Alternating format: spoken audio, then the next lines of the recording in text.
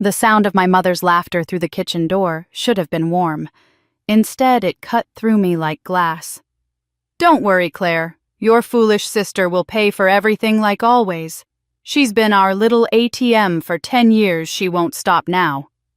I stood frozen in the hallway, clutching the coffee mug that suddenly felt too heavy in my hands. 10 years. 10 years of funding Claire's dreams, while mine gathered dust. College tuition car payments, designer clothes, cosmetic surgery, all paid for by me, while I lived in a cramped apartment working 70-hour weeks. And now they wanted me to fund a $50,000 wedding. A wedding I wasn't even invited to attend. That night, I made a decision that would change everything. When they asked me to handle the vendors, I smiled and said yes. When they demanded I coordinate all the payments, I nodded eagerly. When Claire bragged to everyone about her generous sister funding her fairy tale, I played my part perfectly. Because sometimes the best revenge isn't served cold, it's served at exactly the moment when 200 wedding guests are standing in an empty hall, wondering where the tables went, where the flowers disappeared, why there's no music, no food, no ceremony. Just my mother screaming my name into the void while her precious Claire stands there in a $3,000 dress with nowhere to wear it. And me, I'm 3,000 miles away on a Hawaiian beach, watching my phone light up with 110 missed calls, finally understanding what freedom tastes like. The real show was just beginning. My name is Stephanie Collins, and at 28 years old, I'd built a successful career as a project manager at one of Denver's top construction firms. I'd worked my way up from an entry-level coordinator, putting in 60-hour weeks and earning the respect of contractors twice my age. What I hadn't managed to build was a backbone when it came to my own family. The coffee mug trembled in my hands as I stood frozen outside our family's living room, my mother's voice carrying through the slightly open door with crystal clarity. I'd only stopped by to drop off the spare key to my apartment. Mom had been watering my plants while I was on a business trip to Phoenix. I never expected to become an unwitting audience to a conversation that would shatter what was left of my illusions about family love. "Don't you worry about a thing, Claire." Mom's voice dripped with the kind of warmth she'd never used when talking about me. "Your foolish sister will pay for everything like always. She's been doing it for 10 years now, college, that car, your apartment deposit, even that nose job you just had to have. Claire deserves a perfect wedding, and Stephanie knows her place in this family." The bitter laugh that followed felt like a physical blow. I pressed my back against the hallway wall, my heart hammering so loudly I was sure they'd hear it. But Mom continued, oblivious to my presence. "50,000 might seem like a lot, but you know how she is. She'll grumble a bit, maybe ask a few questions, but in the end she'll write the checks. She always does. That's what the responsible one is for after all." The mug slipped from my numb fingers, but I caught it just before it crashed to the hardwood floor. Responsible. That's what I was to them. Not daughter, not sister, not even person, just the responsible one. The one who paid the bills while they lived their dreams. 10 years of memories crashed over me like a tsunami. Claire's tearful phone call when she was 19 begging me to help with her college tuition because she'd spent her savings on spring break in Cancun. "Just this once, Stephanie. I promise I'll pay you back." She never did. The countless times Mom had casually mentioned Claire's car payment was due. Her rent was late. Her credit card was maxed out, always with that expectant look that said I was supposed to step in and fix everything. I thought about my own college years, working 2 jobs while taking classes, eating ramen noodles for dinner while sending money home to help with family expenses, that somehow never seemed to benefit me. I remembered turning down promotions that required travel because the family needs you close, Stephanie. I thought about the dozens of dates I'd canceled because Claire had some crisis that required my immediate financial intervention. All those years I'd told myself it was love. That being needed meant being loved. That my worth to this family came from my willingness to sacrifice everything for them. Standing in that hallway, listening to my mother discuss me like I was nothing more than an ATM with legs, I finally understood the truth. They didn't love me. They needed me. And there's a universe of difference between the two. I could hear Claire's voice now, younger and more excited than usual. Oh, Mom, I can't wait. Eric is going to be so impressed with the venue. 200 guests, those gorgeous white roses, everywhere the string quartet during the ceremony. It's going to be everything I've ever dreamed of. And your sister will make sure every penny is covered, Mom replied. She owes you that much after all. You've had to live in her shadow long enough watching her get all the career success while you struggled. It's time she paid you back for all those years. My shadow. I wanted to laugh, but the sound that almost escaped was more like a sob. Claire had struggled because she'd never worked a day in her life, content to float from one part-time job to another while I covered her expenses. She'd lived in my shadow because shadows are cast by people who actually stand in the light and work for what they have. But as I stood there feeling smaller and more invisible than I ever had before, something shifted inside me.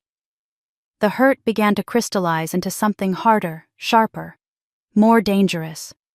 They thought they knew me so well, thought they could predict exactly how I'd react when Claire called with her wedding plans, when Mom presented me with the vendor quotes, when they all looked at me with those expectant faces that had controlled my life for a decade. They were wrong. This time, when they came to me with their hands out and their demands disguised as loving requests, I would say yes. I would agree to everything they wanted. I would be the responsible sister, the dutiful daughter, the reliable ATM they'd always counted on. But I would be all of those things in exactly the way they deserved. If they wanted my wallet, they'd have to walk straight into my trap first. The memories hit me like a physical force as I finally stepped away from that door, each one a fresh wound reopening.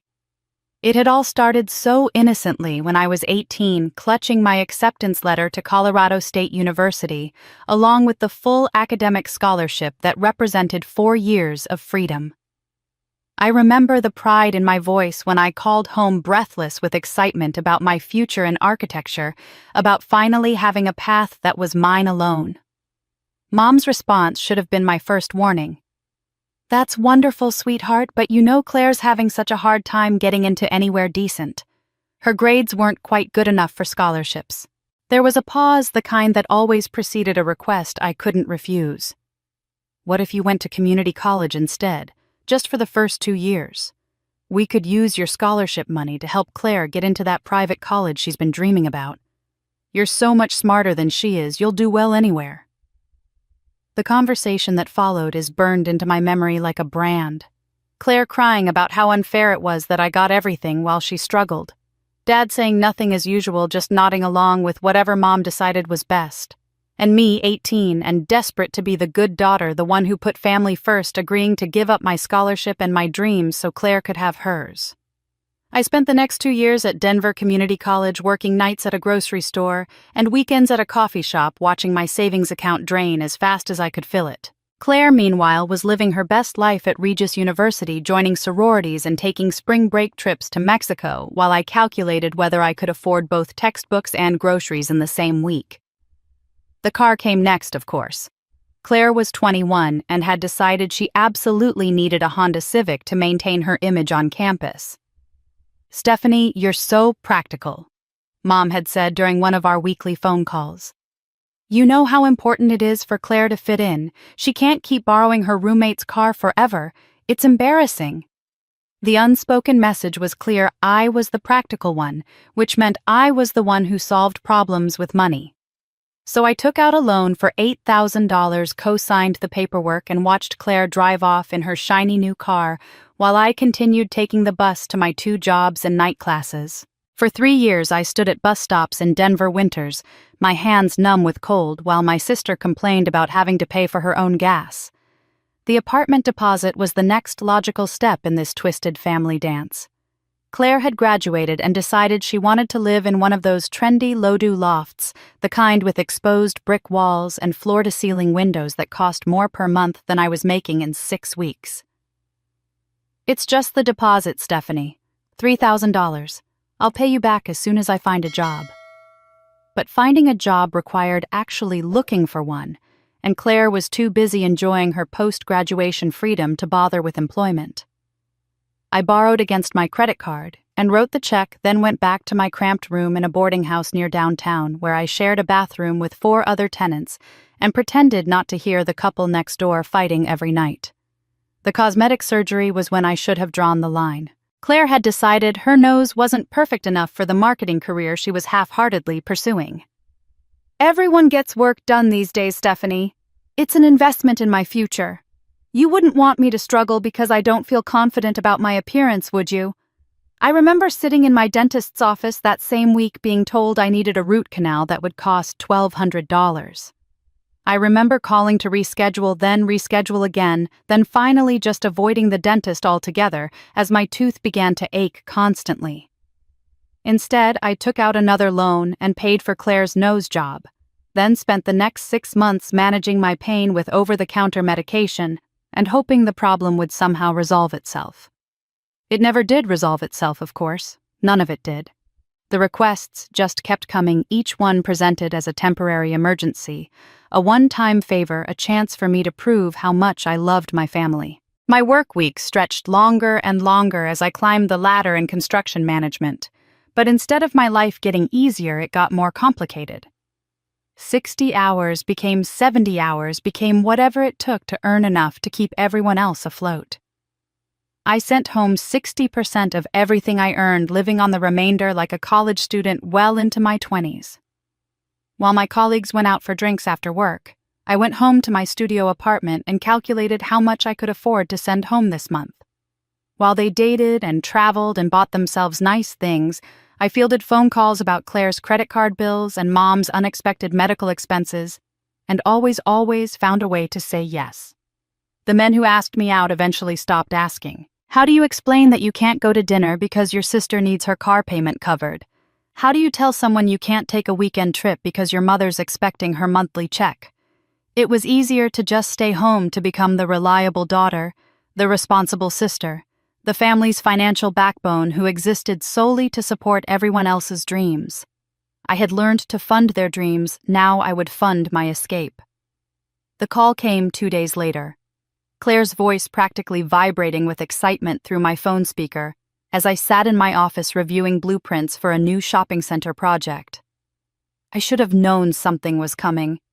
Claire never called during business hours unless she needed something, and the breathless quality of her voice told me this was going to be expensive. Stephanie, oh my God, I have the most incredible news, she squealed, and I could practically see her bouncing on her toes the way she had since childhood whenever she wanted something. I'm engaged. Eric proposed last night at that fancy restaurant downtown. You know, the one with the rooftop terrace. It was so romantic, Stephanie.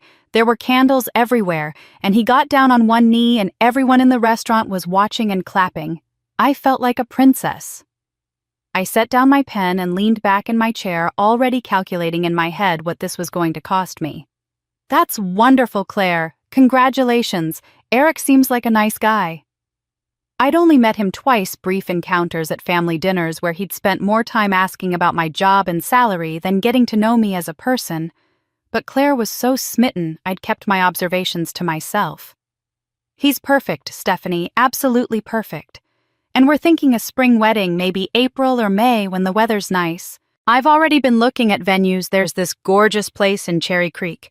It's like something out of a fairy tale with crystal chandeliers and marble floors, and these massive windows that overlook the mountains. Her words tumbled over each other in her excitement, and I found myself getting caught up despite my wariness. Maybe this time would be different. Maybe this time I'd just be the sister, not the financier. How many people are you thinking? I asked, genuinely curious about her vision. Well, that's the thing. Eric's family is huge, like massive, and they're all so close. And then there's all our friends from college and Mom's church group and the people from Eric's work. We're thinking around 200 guests, maybe 250 if we can manage it. I want everyone we love to be there to celebrate with us. The number hit me like a punch to the stomach. 200 guests meant an expensive venue, expensive catering, expensive everything. I tried to keep my voice neutral. That sounds like it's going to be quite an event. Have you started looking at budgets? There was a pause, and I heard that telltale change in her voice. The shift from excited to carefully casual that I'd learned to recognize over the years. Well, you know how these things go. The venue alone is about $15,000, and that's just for the day of rental. Then there's catering, we're thinking seated dinner, not just cocktails and appetizers, and that's running about $25,000 for the guest count we want. And flowers. Oh, Stephanie, you should see the arrangements I've been looking at. White roses and peonies, just gorgeous, but quality flowers are so expensive. And music, we want a live band, not just a DJ, because this is a once-in-a-lifetime event. I could feel the familiar knot forming in my stomach, the one that appeared whenever these conversations started heading toward their inevitable conclusion. How much are we talking about total? Well, she drew the word out, and I knew she was working up the courage to drop the number. With everything we want. The dress, the photographer, the videographer, the flowers, the cake from that bakery, everyone raves about. We're looking at maybe $50,000. I know it sounds like a lot, but Stephanie, this is my wedding. My one chance to have the perfect day I've been dreaming about since I was little. $50,000. More than I'd paid for my car. More than I had in my savings account. More than most people spent on anything except a house. I felt dizzy. That's definitely a significant investment, I managed to say. How are you and Eric planning to handle the financing? Another pause longer this time. Well, Eric's still getting his business off the ground, you know how it is with startups. And I'm between jobs right now, just trying to figure out my next career move. But we figured with your new promotion and everything, and you've always been so generous with family. The request hung in the air between us, unspoken but crystal clear. I found myself nodding, even though she couldn't see me, the familiar pattern of giving in before she'd even finished asking. Of course I'll help however I can, I heard myself saying. When are you thinking of having the ceremony? Oh, thank you, Stephanie, I knew you'd understand. We're thinking late March, early April. I'll send you all the vendor information so you can coordinate with them directly. It'll be so much easier if you handle all the payment arrangements. Something in her phrasing made me pause. Send me information to coordinate. What do you mean? Well, you know, for making deposits and final payments and all that business stuff. You're so much better with vendors and contracts and things. A cold feeling started spreading through my chest. Claire, where exactly will I be during all this coordination? I mean, what time should I plan to arrive at the venue on the wedding day? The silence stretched so long I thought the call had dropped. When she finally spoke, her voice had gone small and uncertain. Oh, Stephanie, I thought you understood. You'll be so busy that day handling all the vendor payments and making sure everything goes smoothly. Plus, you know how it is with venue capacity, they're really strict about the guest count, and with Eric's family being so large and all our friends, I mean, you'll practically be running the whole event anyway. You'll be way too busy to actually sit through the ceremony. The words hit me like ice water. Too busy to attend my own sister's wedding because I'd be paying for it. Not a guest, just a sponsor. Not family, just a financial resource to be managed and utilized. I see, I said quietly. You understand, right? I mean, you've never been much for parties anyway, and someone needs to handle all the logistics. You're so good at that stuff. I understood perfectly. I understood that I'd spent 10 years believing that love looked like sacrifice, that family meant putting everyone else's needs before my own, that being needed was the same as being valued. I understood that I'd been wrong about all of it. I understand completely, Claire. After I hung up, I sat in my office as the late afternoon sun slanted through my windows, feeling something fundamental shift inside me. If I wasn't going to be a guest, I certainly wasn't going to be a host either. The formal introduction to Eric came the following Sunday at our weekly family dinner, a tradition Mom had insisted on maintaining even after Claire and I had moved out. I'd been dreading it since Claire's phone call, knowing that meeting the man who'd inspired a $50,000 wedding would require more acting skills than I possessed.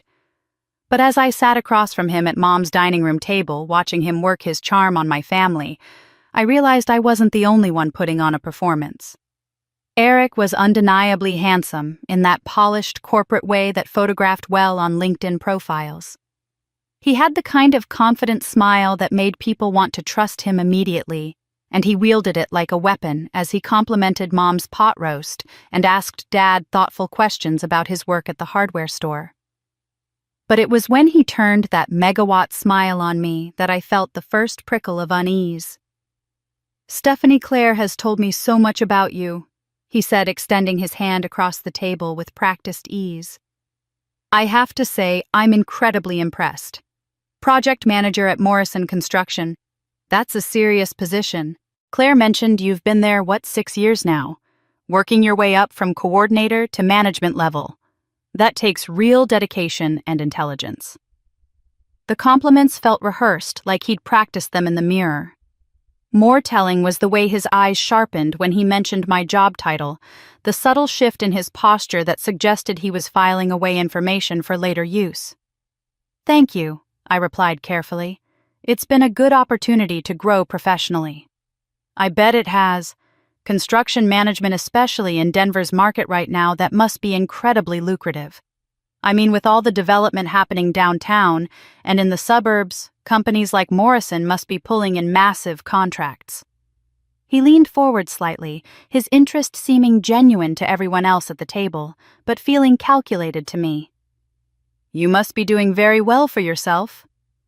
Claire beamed at him like he'd just solved world hunger. "Isn't he sweet? He's so interested in everyone's careers. Eric's starting his own consulting business, aren't you, honey?" "Just getting it off the ground," Eric said with what I was beginning to recognize as false modesty. "Still in the investment phase, you know how it is.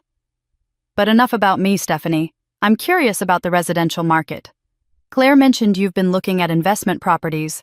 I nearly choked on my water. I had never mentioned investment properties to Claire, mostly because I'd never had enough money left over after funding her lifestyle to invest in anything. "I think there might be some confusion," I said slowly. "Oh, maybe I misunderstood," Eric said smoothly, but his eyes remained locked on mine.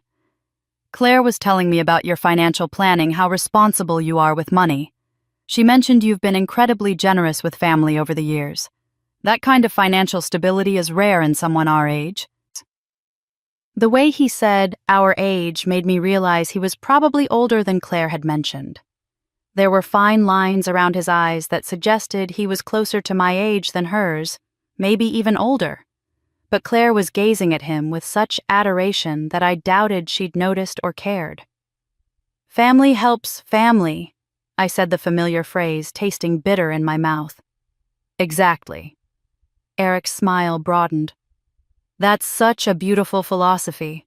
Claire is so lucky to have a sister who understands the importance of family support. Good thing she has such a generous sister, right? Especially with wedding costs these days, they can be astronomical." The comment landed like a probe testing my reaction. I felt like a specimen under a microscope being examined for signs of financial weakness or strength. He wasn't making conversation. He was conducting an assessment. Dad, oblivious to the undercurrents, nodded approvingly. "Stephanie's always been the responsible one. Never asks for anything, always helping out." "I can see that," Eric said, and for just a moment his smile slipped into something colder, more calculating. "Claire's lucky to have that kind of security in her family." The rest of dinner passed in a blur of Eric asking carefully crafted questions about my work schedule, my living situation, my car payments. He never asked directly about my salary or savings, but he managed to extract a surprising amount of financial information through seemingly innocent conversation. By the time we were clearing plates, he probably had a better sense of my budget than my accountant did. That night, something nagged at me as I replayed the evening. Eric's interest had felt too focused, too strategic. Men who were genuinely interested in getting to know their future sister-in-law didn't typically spend dinner calculating her net worth. So I did what any suspicious woman in the digital age does. I Googled him. Eric Matthew Jennings, 32. Previously lived in Phoenix and Seattle. What I found in those search results made my blood run cold. 2 engagement announcements in different cities' newspaper archives. Both women appeared to be around Claire's age, both from families with money, and both had older sisters mentioned prominently in the wedding planning articles as generous family supporters. The first engagement had been called off abruptly after a year of planning shortly after the bride's family experienced financial difficulties. The second had ended when the bride's sister moved across the country, taking her financial support with her. In both cases, Eric had disappeared from their social media and moved to a new city within months of the broken engagements. I dug deeper, cross-referencing dates and locations, following digital breadcrumbs through Facebook posts and Instagram stories. The pattern was unmistakable. Eric didn't fall in love with women, he researched them. He found young, attractive women from families with money, specifically families with successful older siblings who had a history of financial generosity. He courted the sister, charmed the family, and positioned himself to access resources that weren't technically his. Claire wasn't his bride, she was his business plan, and I wasn't the generous sister he was courting. I was the target he was hunting. He had his harvest planned, but I had my drought ready. The Monday morning after that revealing dinner, I threw myself into work with unusual intensity, desperate to focus on something that made sense in a world where nothing else seemed to. The Riverside Commons renovation project had been my baby for 6 months, a historic office building being converted into mixed-use retail and residential space. And today we were meeting with the architect who'd be handling the structural modifications for the upper floors. Michael Torres arrived at the construction trailer precisely on time, carrying rolled blueprints under one arm and a coffee that smelled infinitely better than the bitter brew from our ancient office machine. He was tall and lean, with dark hair that looked like he'd been running his fingers through it while studying plans, and when he shook my hand, his grip was firm without being aggressive, professional without being distant. "You must be Stephanie Collins," he said. And I was immediately struck by how he looked directly at me when he spoke, not over my shoulder or around the room, like so many contractors did when they met a female project manager. "I've been looking forward to working with you. I reviewed your preliminary reports last week. Your assessment of the load-bearing issues on the 3rd floor was spot on. That kind of attention to structural detail isn't something you see every day." It was such a simple compliment, focused entirely on my professional competence, but it caught me off guard. When was the last time someone had praised my work without immediately segueing into what they needed from me personally? We spent the morning going over architectural plans, discussing timeline constraints and budget parameters, and I found myself genuinely enjoying the collaborative process. Michael listened to my concerns about coordinating with the electrical and plumbing subcontractors, offered practical solutions for the ventilation challenges in the basement level, and never once made me feel like I was being difficult when I pushed back on elements that could create problems down the line. It was during our lunch break, sitting on folding chairs outside the construction trailer with sandwiches from the deli down the street, that the conversation shifted from professional to personal, in a way that felt completely natural. "So, how did you end up in construction management?" Michael asked, unwrapping what looked like a turkey and avocado sandwich made with actual fresh bread instead of the processed stuff I usually grabbed from convenience stores. It's not exactly a traditional path for most people. I found myself telling him about discovering my love for problem-solving during a college internship, about the satisfaction of seeing a project transform from blueprints to reality, about the challenge of coordinating dozens of moving parts into a cohesive whole. As I talked, I realized I was describing parts of my job I'd forgotten. I enjoyed aspects of my career that had gotten buried under the constant stress of family financial management. "That's fascinating," he said, and seemed to actually mean it. "What got you interested in the first place? Were you one of those kids who built elaborate Lego cities?" The question made me laugh, a real laugh that surprised me with its spontaneity. "Actually, yes. I used to spend hours creating these detailed architectural plans for imaginary buildings. I wanted to be an architect originally, before I switched to business management." "What changed your mind?" The answer stuck in my throat. How could I explain that I'd given up my dream to fund someone else's? That I'd chosen a more immediately lucrative career path because my family needed money more than I needed personal fulfillment, life circumstances, I said finally. Sometimes practical considerations have to take priority over personal interests. Michael nodded thoughtfully, but something in his expression suggested he heard the sadness I was trying to hide. Do you still draw sketch building designs, I mean? The question hit me unexpectedly. When was the last time I'd picked up a pencil for anything other than signing checks or filling out vendor forms? I don't really have time for hobbies anymore, I said automatically, the response so practiced it came out without conscious thought. Everyone has time for something they love, Michael said gently. Maybe not hours every day, but something. What do you do when you want to relax? When you're not managing projects or dealing with contractors? I opened my mouth to answer and realized I didn't have one. My evenings were spent reviewing family financial requests, my weekends absorbed by Claire's crises or Mom's expectations. Even my vacation days were typically consumed by family obligations that couldn't wait. I help my family, I said, aware of how pathetic it sounded. That's generous of you, but what do you do for yourself? The question hung in the air between us, and I felt a strange panic rising in my chest. What did I do for myself? When was the last time I'd made a decision based solely on what would make me happy? When was the last time someone asked what you wanted? Michael continued, his voice soft but insistent. Not what your family needs, not what your job requires, not what would be practical or responsible, what you actually want for yourself. I stared at him, this relative stranger who was asking questions no one in my family had bothered with in years. The intensity of his attention was almost overwhelming. He was looking at me like I was a person with opinions and desires and dreams that mattered, not just a resource to be tapped when needed. I'm not sure I remember. I admitted, the honesty slipping out before I could stop it. Then maybe it's time to figure that out, he said simply. For the first time in years, someone saw me as a person, not a bank account. The following weekend, when I arrived for our usual Sunday dinner, Dad was waiting by the front window like he'd been watching for my car. This wasn't entirely unusual. He'd always been the one to greet me first, offering to carry whatever I'd brought or help with my coat. But something about his posture seemed different. More alert, more purposeful than his typical gentle hovering. "Hey there, kiddo," he said as I walked up the front steps using the nickname he'd called me since childhood but hadn't used in months. His weathered hands, permanently stained from years of working at the hardware store, fidgeted with the dish rag he was holding. "You look different today. Good different, I mean. Like you got some rest or something?" I paused, surprised by the observation.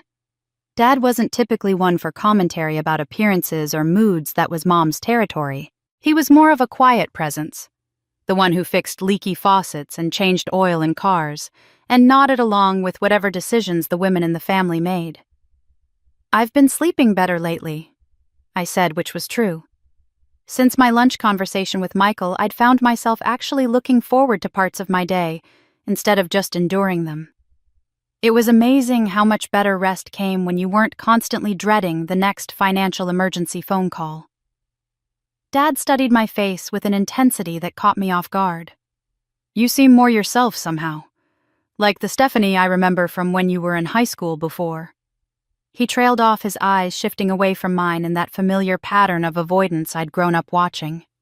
Before what I wanted to ask, but Mom's voice carried from the kitchen calling us in for dinner, and the moment passed. Still, as we walked through the familiar hallway lined with family photos, I caught Dad glancing at me with an expression I couldn't quite read. It reminded me of the way he used to look when he was trying to work up the courage to ask Mom if we could afford something, part hope, part resignation, part fear of the inevitable rejection. Dinner conversation followed its predictable pattern, with Mom orchestrating the discussion like a conductor leading a familiar symphony. Claire dominated the conversation with wedding updates, Eric charming everyone with practiced ease, and me nodding along while mentally calculating costs. But I noticed Dad watching me during these exchanges, his fork pausing midway to his mouth when I failed to show the expected enthusiasm for Claire's latest vendor selection or venue modification. When Claire launched into her description of the upgraded floral package she'd selected, "It's only $3,000 more than the original quote, But Stephanie, you should see these centerpieces. They're absolutely stunning. I simply nodded and said, "That sounds lovely." No immediate agreement to cover the additional cost. No automatic reassurance that money wasn't an issue, just polite acknowledgement. Dad's eyes sharpened at my response, or rather at what I didn't say. He'd been present for enough of these conversations over the years to recognize the deviation from script. Usually by this point in the discussion, I'd be asking about payment schedules and vendor contact information. It was after dinner when Mom and Claire had disappeared into the living room to look at wedding magazines, and Eric had stepped outside to take a business call that Dad made his move. He found me in the kitchen loading dishes into the dishwasher with the methodical precision of someone who'd done this exact task 1,000 times. "Stephanie," he said quietly, positioning himself between me and the living room doorway, like he was creating a barrier against interruption. His voice carried a weight I wasn't accustomed to hearing from him. "About this wedding business. All these expenses Claire keeps mentioning." He cleared his throat awkwardly, the sound of a man unaccustomed to broaching difficult topics. "You don't have to. I mean, if it's too much of a burden." The words hung in the air between us, and I could see the effort it had taken him to even get that much out. Dad had never been one for confrontation or difficult conversations. He was a fixer of tangible problems, broken appliances, squeaky hinges, cars that wouldn't start, not complex family dynamics or emotional issues. "Dad, what are you trying to say?" I asked, gently setting down the plate I'd been rinsing. He opened his mouth to continue, but before he could form the words, Mom's voice cut through the kitchen like a blade. "Robert, what are you doing in there? Come look at these dress designs Claire found. We need your opinion on the father-daughter dance song." The interruption was perfectly timed, as if she'd been listening from the other room and sensed the direction our conversation was heading. Dad's shoulders sagged in defeat, and I saw 28 years of similar moments flash across his features, all the times he'd started to speak up, started to question, started to protect, only to be redirected by Mom's stronger will. "Coming, honey," he called back, but his eyes remained fixed on mine for another moment, filled with something that looked like an apology. "We'll talk later," I said quietly, though we both knew we wouldn't. Later never came in our family when it came to uncomfortable truths. But as he walked toward the living room, Dad paused in the doorway and turned back to me. "You know you were going to be an architect once," he said, his voice so low I almost missed it. "You had all those drawings, those building plans you used to show me.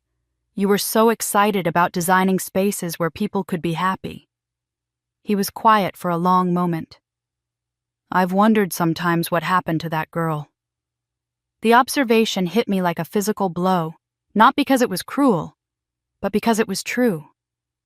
He'd been watching all these years, noticing what I'd lost, even when I'd stopped noticing it myself. He'd seen me transform from a girl with dreams into a woman whose primary function was writing checks for other people's happiness. After he disappeared into the living room, I stood alone in the kitchen, my hands still wet from dish soap, processing the weight of what had just happened. Dad had tried to give me an out, tried to acknowledge that maybe the family had asked too much of me. It was the first crack I'd ever seen in the solid wall of expectation that surrounded me. He knew something was shifting, but he didn't know his daughter was planning an earthquake. The formal summons came 3 days later in the form of Mom's most authoritative voice on my voicemail. "Stephanie, we need to have a proper family meeting this Sunday after dinner. Claire and Eric will be there, and we have important wedding planning to discuss. Don't be late." The tone left no room for interpretation. This wasn't a request, it was a command performance where my attendance was mandatory and my compliance was assumed. When I arrived that Sunday, the dining room had been transformed into a war room.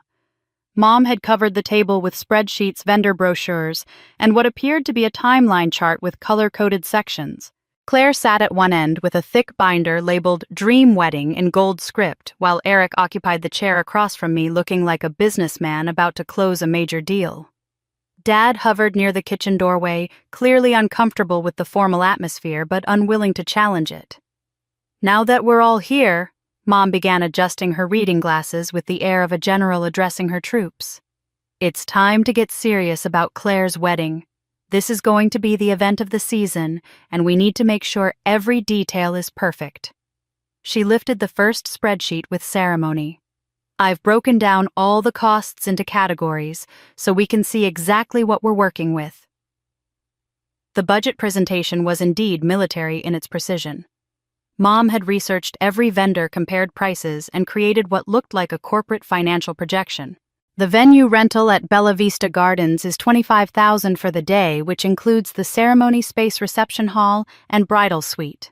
The catering is $15,000 for 200 guests with the premium menu selection. We're not cutting corners on food quality. Flowers are $3,000 for the ceremony arrangements, centerpieces, and bridal bouquet from Petals and Pearls. Photography and videography together are $4,500 from that award-winning studio Claire found. As she continued down the list, each item presented like an unavoidable necessity. Rather than a choice, I found myself genuinely impressed by the thoroughness of her research. She'd clearly spent weeks on this presentation, gathering quotes and creating justifications for every expense. The band was $3,500 because live music creates atmosphere you simply can't get from a DJ. The cake was $1,800 because the cake-cutting photos will be treasured forever. The wedding dress alterations were $500 because Claire deserves to look absolutely perfect. In total, Mom concluded, setting down the final page with satisfaction, we're looking at $52,300 for everything Claire needs for her perfect day. We know we can count on you, Stephanie. You've always been there for this family when it matters most. The assumption in that statement was breathtaking in its completeness. Not, would you be willing to help? Not, can we discuss how to handle these costs? But simply, we know we can count on you. My agreement wasn't being requested, it was being taken for granted like a natural law of physics. This is quite comprehensive, I said, accepting the folder Mom handed me with all the vendor information. You've clearly put a lot of work into this planning. Claire and I have been researching for months, Mom replied proudly. We wanted to make sure we had all the facts before we presented this to you. No surprises, no hidden costs, everything transparent and organized. I nodded thoughtfully, flipping through pages of vendor contracts and price quotes while my family watched expectantly. What's the timeline for deposits and final payments? I asked, pulling out my phone as if to check my calendar for payment scheduling. Most deposits are due within 2 weeks of booking. Eric chimed in, consulting his own notes. Final payments are typically due 7 to 10 days before the event. I can coordinate with vendors if you'd like to set up a payment schedule. That would be helpful, I replied, making notes in my phone. What about vendor communications? Will there be site visits, tastings, final confirmations closer to the date? Claire practically bounced in her seat. Oh yes, there's a cake tasting next month and we need to do a final walkthrough at the venue 2 weeks before. Plus all the little details like confirming delivery times and setup schedules. It might be easier if I handle all the vendor communications directly, I suggested, still appearing to study the paperwork. That way there's one point of contact for everything, no confusion about who's responsible for what arrangements. The relief that washed over their faces was almost comical. Mom's shoulders visibly relaxed. Eric nodded approvingly and Claire clapped her hands together like I'd just offered to solve world hunger. That's perfect, Stephanie, Mom said. You're so much better at handling business details than the rest of us. We'll just focus on the fun, creative aspects while you manage all the practical arrangements. I'll need all the vendor contact information, I said, accepting another folder from Mom. Email addresses, phone numbers, contract terms. I want to make sure I understand exactly what we're committing to with each vendor. Everything's in there, Mom assured me. I've organized it alphabetically by vendor type.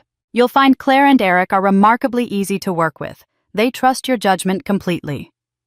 Over the next hour, I asked detailed questions about guest count confirmations, dietary restrictions, setup requirements, and contingency plans. My family interpreted my methodical approach as evidence of my commitment to making their vision reality. They saw careful planning where I was actually mapping out the perfect disaster. When I agreed to be the primary liaison with every vendor to handle all deposits and final payments to coordinate every detail of their elaborate celebration, they thought they were witnessing my surrender to family obligation. What they were actually witnessing was me taking complete control of their wedding in a way that would give me absolute power over its success or failure. Every yes was another lock on their cage. 2 weeks after accepting my role as wedding coordinator, I found myself sitting in a mortgage broker's office, finally ready to take the step I'd been postponing for years, buying my own home. The conversation with Michael about what I wanted for myself had planted a seed that was rapidly growing into actual action. For the first time in my adult life, I was making a decision based purely on my own desires rather than family obligations. "This should be straightforward," said Janet, the loan officer, as she pulled up my credit report on her computer screen. "You've got steady employment, good income history, and from what I can see here, you're generally responsible with credit." She paused, her eyebrows drawing together in confusion. "Although there's something odd here that we'll need to clarify." My stomach dropped before I even knew why. "What kind of odd?" "There's a credit card account showing on your report that I don't see any payment history for in your banking records. MasterCard opened 8 months ago. Current balance of $8,400. The payment history shows it's current, but the payments aren't coming from any of the accounts you've provided documentation for." I leaned forward, my mouth suddenly dry. "I didn't open any new credit cards 8 months ago. I haven't applied for new credit in over 2 years. Janet's expression shifted from confused to concerned. "The billing address on file is different from your current address, too. It shows 1247 Maple Street in Lakewood. Is that a previous address? 1247 Maple Street, my childhood home, my parents' address. Can you tell me what purchases were made on that card?" I asked, my voice sounding strangely distant to my own ears. Janet clicked through several screens, her frown deepening. "I can see some of the merchant categories. There are several charges to medical offices, what looks like spa services, and quite a few cash advances. The largest single charge is $3,500 to something called Rocky Mountain Cosmetic Surgery." The room started spinning. Rocky Mountain Cosmetic Surgery was where Claire had gotten her nose job 6 months ago. The procedure she'd claimed was a gift from a generous friend, when I'd asked how she'd afforded it. The same surgery I'd been too polite to question further, assuming she'd somehow saved up the money herself. "I need to see those records," I said, my voice sharper than I'd intended. "All of them. This card was opened fraudulently." What followed was the most surreal hour of my life. Janet walked me through the process of filing a fraud report while simultaneously documenting every charge on the unauthorized account. The pattern that emerged was sickeningly familiar. Claire's cosmetic surgery, yes, but also monthly charges to a day spa in Cherry Creek that I knew Mom frequented. Cash withdrawals every Friday night in amounts of $200 to $300 from ATMs near the Black Hawk casinos where Mom had mentioned going just for fun with her church friends. The cash advances alone totaled over $4,000, all taken on Friday evenings and weekend nights. The spa charges were monthly, perfectly timed with Mom's standing appointments. There were charges to high-end department stores where Claire shopped, restaurants where my family dined for special occasions, and even what appeared to be the deposit for Claire's wedding dress. "The signature on the application," I said, my hands shaking as I held the paperwork Janet had printed. "Can I see it?" When she showed me the credit application, I stared at a version of my signature that was recognizable but not quite right. Someone had practiced writing my name, had studied my handwriting well enough to create a passable forgery, but the subtle differences were obvious to me. The way the S curled the slant of the letters, the pressure of the pen strokes, it was like looking at a photograph that had been slightly altered. "Who would have access to samples of your signature?" Janet asked gently.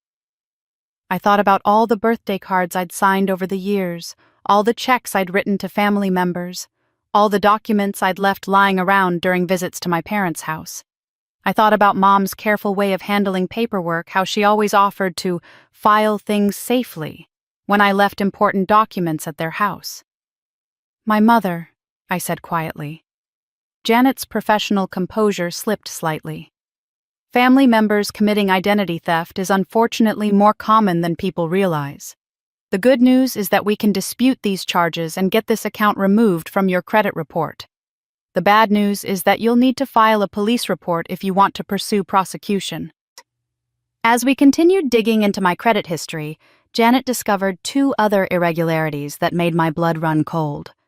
My address was listed as an authorized contact for 3 other credit accounts that weren't mine, meaning bills and statements for someone else's debt were being sent to my apartment.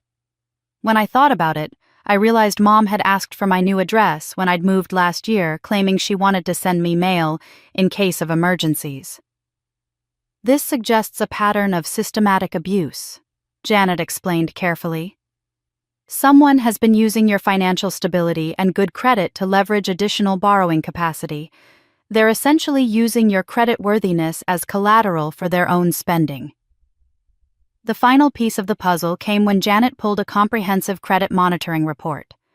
There were 3 different loan applications that had been submitted using my information but with my parents' address over the past year. All had been rejected because the address discrepancy raised red flags, but the attempts were there, documented proof that someone had been shopping my identity around to multiple lenders. I sat in that sterile office surrounded by papers documenting months of betrayal, and felt something fundamental shift inside me. This wasn't just about being taken advantage of anymore. This was criminal. They hadn't just been pressuring me to give them money, they'd been stealing my financial identity, gambling with my credit rating, and systematically undermining my economic security while I focused on being a good daughter and sister. The wedding demands the constant financial emergencies, the assumption that I would always be there to bail them out.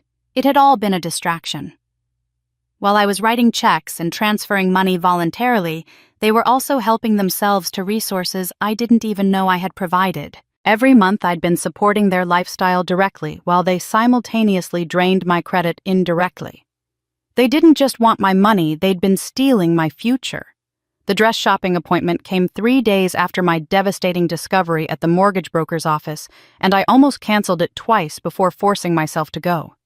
Claire had been texting me excited updates all week about the boutique she'd selected, Bella Bridal, an upscale shop in Cherry Creek where wedding dresses started at $3,000 and climbed rapidly from there. I knew I needed to maintain appearances until I was ready to execute my plan, so I plastered on a smile and met her at the appointed time. The boutique itself was everything Claire had dreamed of: crystal chandeliers, champagne service, and private dressing rooms larger than my first apartment. The moment we walked through the door, Claire transformed into the version of herself she reserved for expensive places, speaking in slightly louder tones and gesturing more dramatically, as if she needed everyone to know she belonged there. "This is my sister, Stephanie," Claire announced to the consultant, a woman named Vivian, who looked like she'd stepped out of a bridal magazine herself. "She's handling all the financial arrangements for my wedding. Money is absolutely no object." The casual way she said it, like she was discussing the weather, made my stomach clench.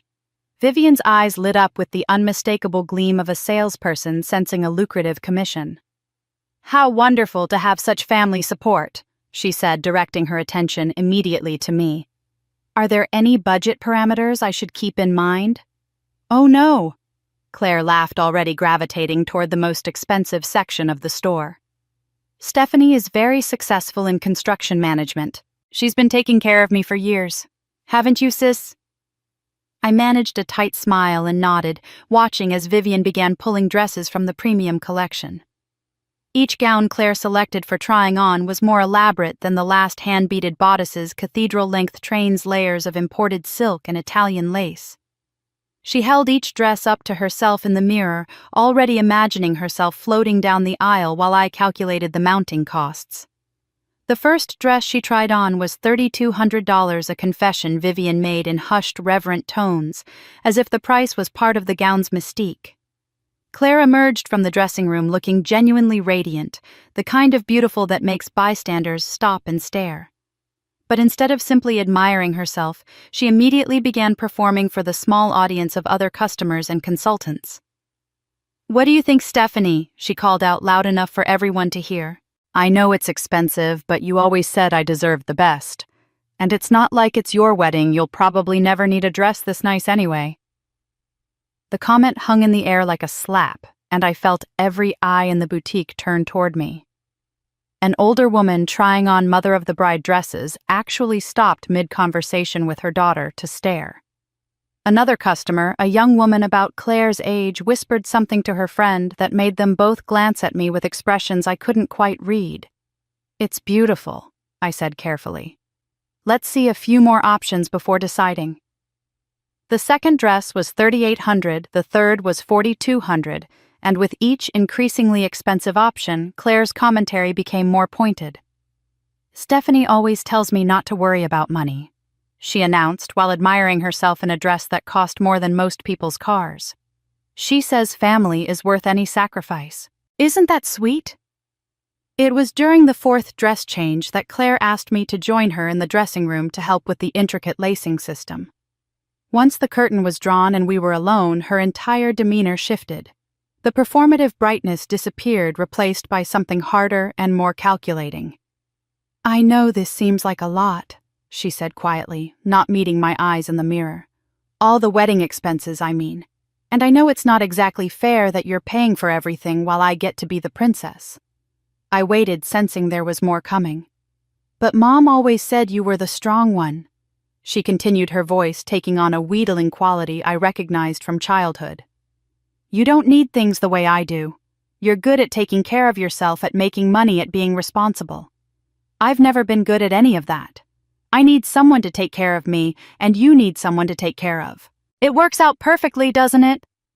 The twisted logic of her statement was breathtaking. She'd managed to reframe my exploitation as a mutually beneficial arrangement, as if my compulsive caretaking and her entitled dependency were complementary personality traits rather than a dysfunctional dynamic that had consumed my entire adult life. "Claire," I began, but she cut me off. "Please don't make this complicated, Stephanie. I know you can afford it, and this is my one chance to have everything I've dreamed of.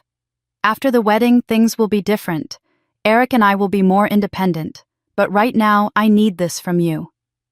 When we emerged from the dressing room, Claire had selected the most expensive dress of the afternoon, a $4,500 creation that required an additional $800 in alterations.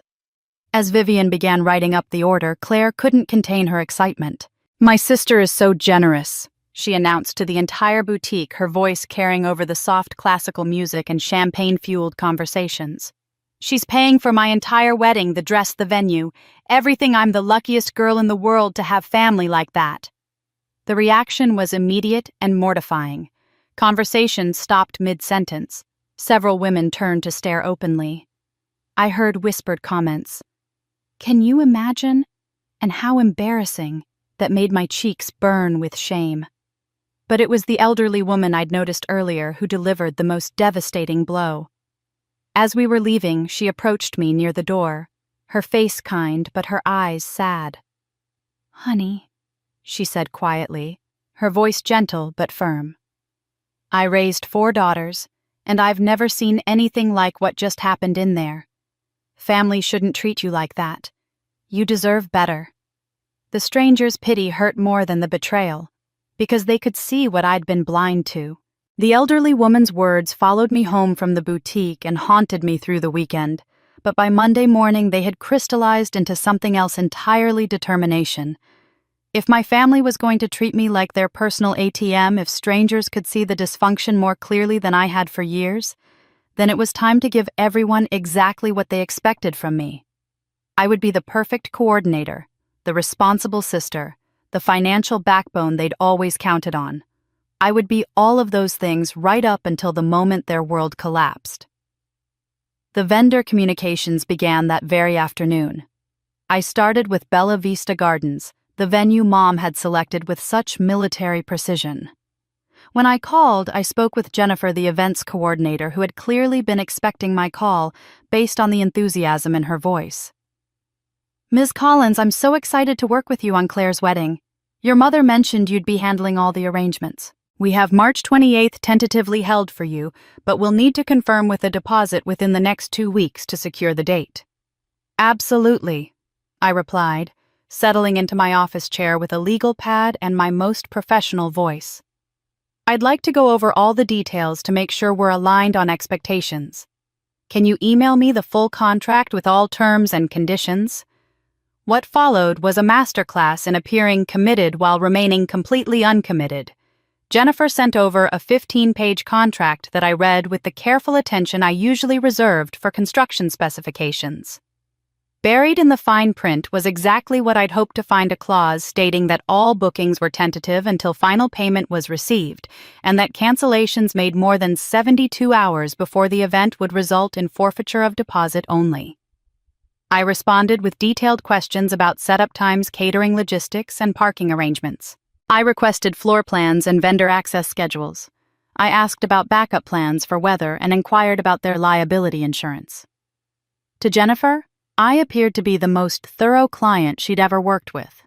In reality, I was creating a paper trail that would document exactly how seriously I'd taken their expectations without ever actually committing to anything. The same pattern played out with every vendor on Mom's meticulously researched list. The caterer received extensive emails about menu modifications and dietary restrictions. The florist got detailed requests about seasonal availability and delivery schedules. The photographer was sent elaborate shot lists and timeline requirements. Each conversation was professional, enthusiastic, and completely devoid of actual contract signatures or deposit payments. The beauty of the system was that vendors appreciated working with someone who asked intelligent questions and demonstrated genuine engagement with their services. They had no reason to doubt that final confirmations and payments would follow once all details were settled. Meanwhile, my family saw someone who was taking their wedding seriously, handling every vendor relationship with the professional competence they'd come to expect from me. Mom began bragging to the neighbors within days. I knew this because Mrs. Henderson from next door called to congratulate me on being such a generous sister, and mentioned how excited Mom was about the elegant venue and 5-course reception dinner. By the following week, Mom was sharing details with her church group about the beautiful spring wedding her daughters were planning together. Claire's social media presence exploded with wedding content. She posted photos of her dress appointment, tagged the venue in location updates, and shared elaborate Pinterest boards showcasing her vision. Her Instagram stories featured daily updates about wedding planning progress, always including grateful mentions of her amazing sister who's making all this possible. Her friends began commenting about how excited they were to attend such an elaborate celebration. Eric proved equally eager to capitalize on the anticipated festivities. He started mentioning the wedding in business networking events, using it as a conversation starter about family values and commitment. He created a Facebook event and began inviting his entire contact list, promising an evening of celebration and abundance at one of Denver's premier venues. His bachelor party planning commenced immediately with a weekend trip to Las Vegas that he justified as a once-in-a-lifetime celebration. Through it all, I documented everything with the methodical precision that had made me successful in construction management. Every text message about wedding expectations got screenshotted and filed. Every phone conversation where someone mentioned my obligation or generosity was noted with dates and direct quotes. Every social media post that assumed my financial commitment was preserved in carefully organized folders on my computer. When Mom sent me a casual text saying, "Don't forget the florist deposit is due Friday," I screenshotted it and filed it under financial assumptions. When Claire called to say, "You should probably transfer the catering money soon so they can order supplies," I documented the conversation and added it to my growing collection of evidence. When Eric texted to ask if I'd sorted out the band payment yet, I saved that too. The most revealing conversations happened during family dinners where the wedding dominated every discussion. They spoke about my financial contributions like discussing the weather, inevitable, predictable, requiring no actual confirmation from me. Mom would mention vendor deadlines while assuming I'd handle them. Claire would describe last-minute upgrades while taking for granted that I'd absorb the additional costs. Eric would suggest expensive add-ons while treating my wallet like a renewable resource. Each assumption became another piece of evidence. Each expectation got added to my documentation. Every casual reference to my responsibility was preserved for posterity. I was building a comprehensive record of exactly how my family viewed me, not as a person with autonomy and choice, but as a financial instrument that existed to enable their dreams. They were planning their party, but I was planning their reckoning. The irony wasn't lost on me that while I was orchestrating the systematic destruction of my family's wedding fantasies, I was also experiencing the healthiest relationship of my adult life. Michael had been asking me out for coffee after our project meetings for weeks, and I'd finally said yes the previous Friday, mostly because I needed something normal to anchor me while everything else in my life spiraled toward calculated chaos. We'd moved beyond coffee to an actual dinner date at a small Italian restaurant in downtown Denver, the kind of place with checkered tablecloths and wine served in mason jars, where the focus was on conversation rather than impressing anyone. Michael had chosen it specifically because it was quiet enough to talk, he'd said, and as we settled into our corner booth, I realized how foreign the concept of uninterrupted conversation had become to me. "You seem different tonight," Michael observed as we waited for our appetizers, his dark eyes studying my face with the same attention he brought to architectural blueprints. "More tense than usual. Everything okay with the Riverside project?" I took a sip of wine and considered how to answer. The truth was that the professional part of my life was the only thing going smoothly. It was everything else that felt like standing in the middle of an earthquake while pretending the ground wasn't shifting beneath my feet. "Work's fine," I said finally. "It's more personal stuff. Family obligations, you know how it is." "Actually, I don't," Michael replied gently, and something in his tone made me look up from my wine glass. "Tell me about these obligations. What does your family expect from you?" The question caught me off guard, partly because of how he'd phrased it. Not "how is your family" or "what's going on at home," but what did they expect from me specifically? As if he'd already sensed that my family dynamics weren't quite normal.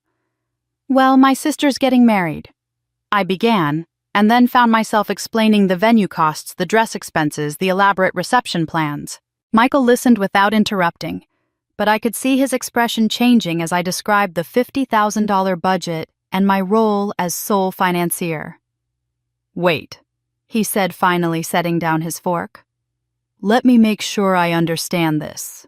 Your sister is having a wedding that costs more than most people's annual salary, and you're paying for all of it. What's her contribution?"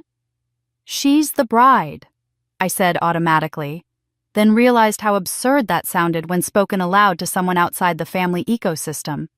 "And your parents' contribution, they're providing emotional support and planning assistance." Michael stared at me for a long moment, and I could practically see him processing this information. "Stephanie, what did you want to be when you were younger, before all this family financial management took over your life?" The question blindsided me completely. When was the last time someone had asked about my dreams rather than my bank account? I found myself struggling to remember what I'd wanted before I'd become the family's financial solution to every problem. "I wanted to be an architect," I said slowly, the words feeling rusty from disuse. "I used to spend hours drawing building designs, imagining spaces that would make people feel happy and safe. I had this whole portfolio of sketches when I was in high school, houses with big windows and gardens, office buildings with natural light and green spaces integrated into the design. What happened to that dream?" The simple question hit me like a physical blow. What had happened was Claire's college tuition and Mom's medical bills and a dozen other family crises that had required me to choose the most immediately lucrative career path rather than following my passion. "Life got complicated," I said, but Michael's expression told me he wasn't buying that explanation. "Stephanie, I need to say something, and I hope you won't take it the wrong way." He leaned forward, his voice serious. "What you're describing isn't normal family support. That's exploitation. Healthy families don't designate one person as the financial resource for everyone else's dreams, while that person sacrifices their own." I started to protest, to offer the familiar explanations about family loyalty and shared responsibility.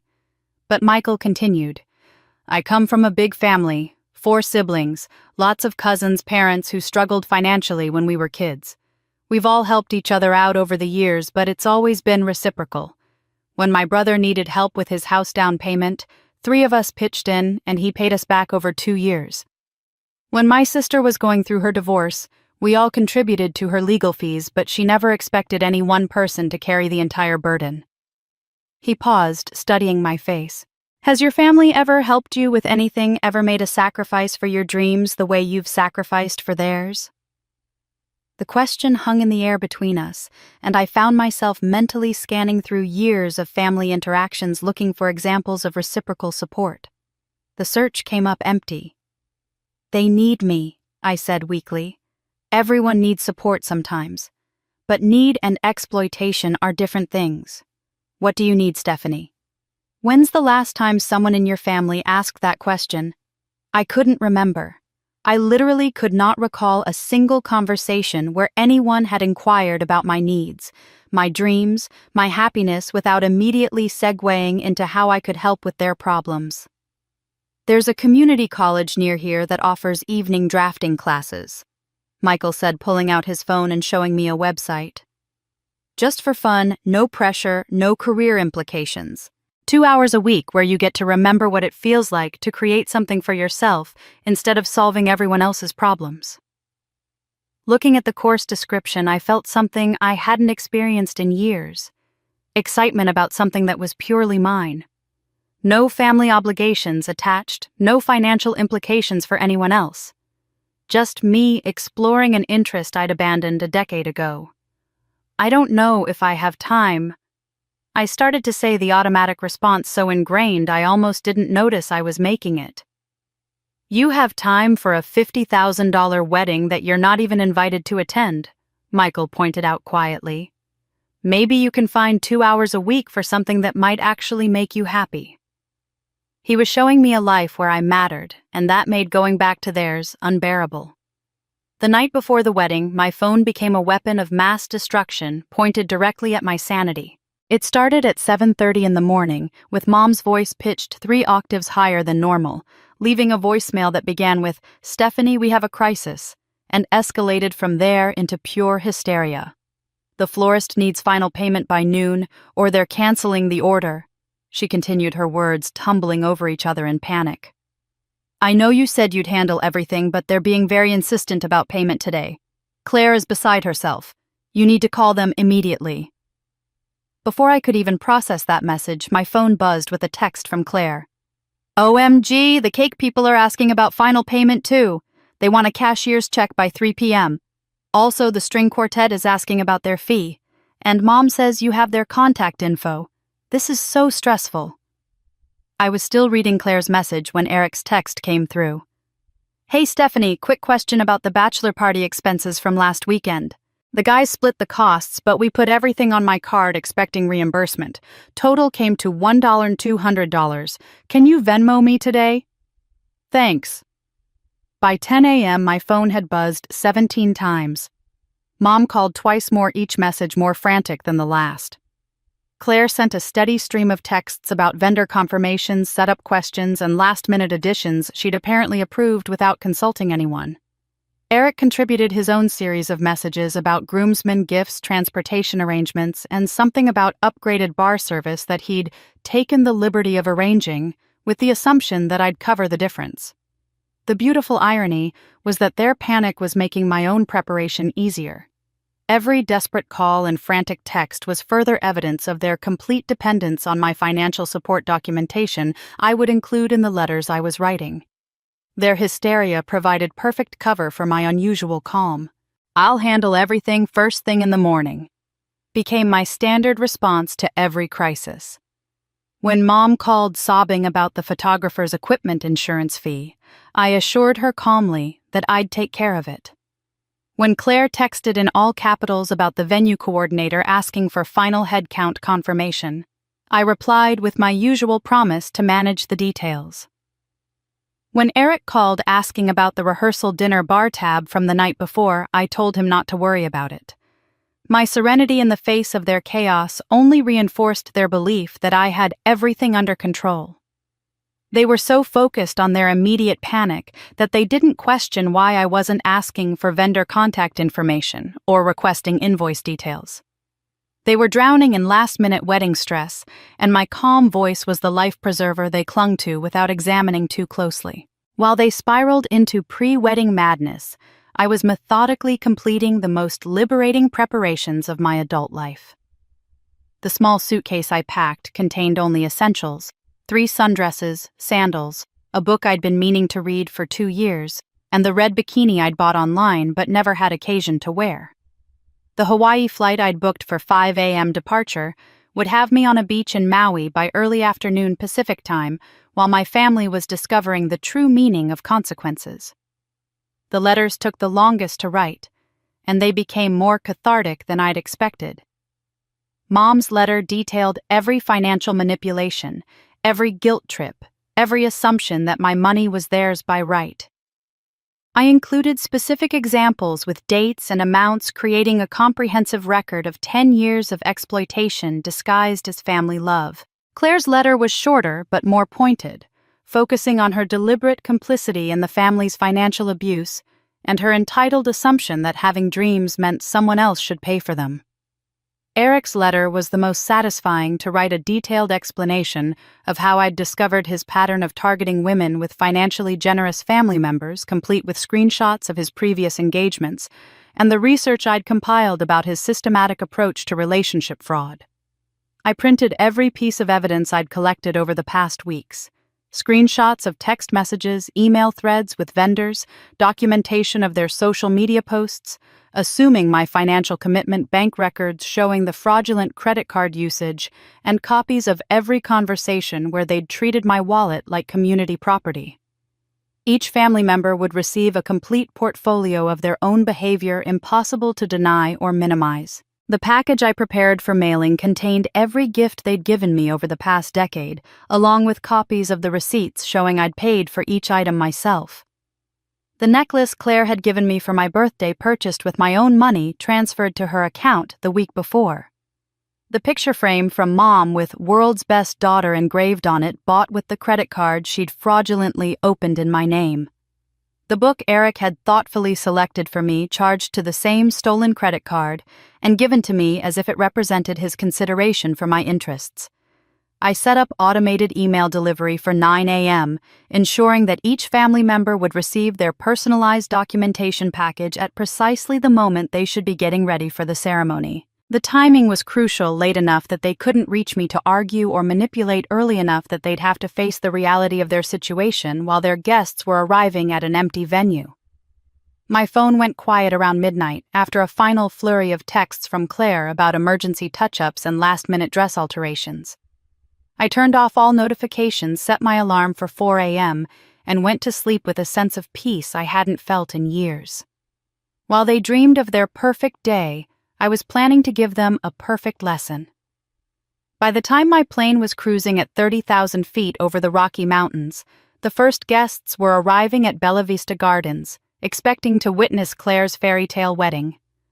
I learned about the unfolding disaster much later through a combination of social media posts, frantic voicemails, and detailed accounts from the few family friends who remained willing to speak to me afterward. But even from my airplane seat, sipping complimentary orange juice and watching Denver disappear beneath the clouds, I could imagine the scene with perfect clarity.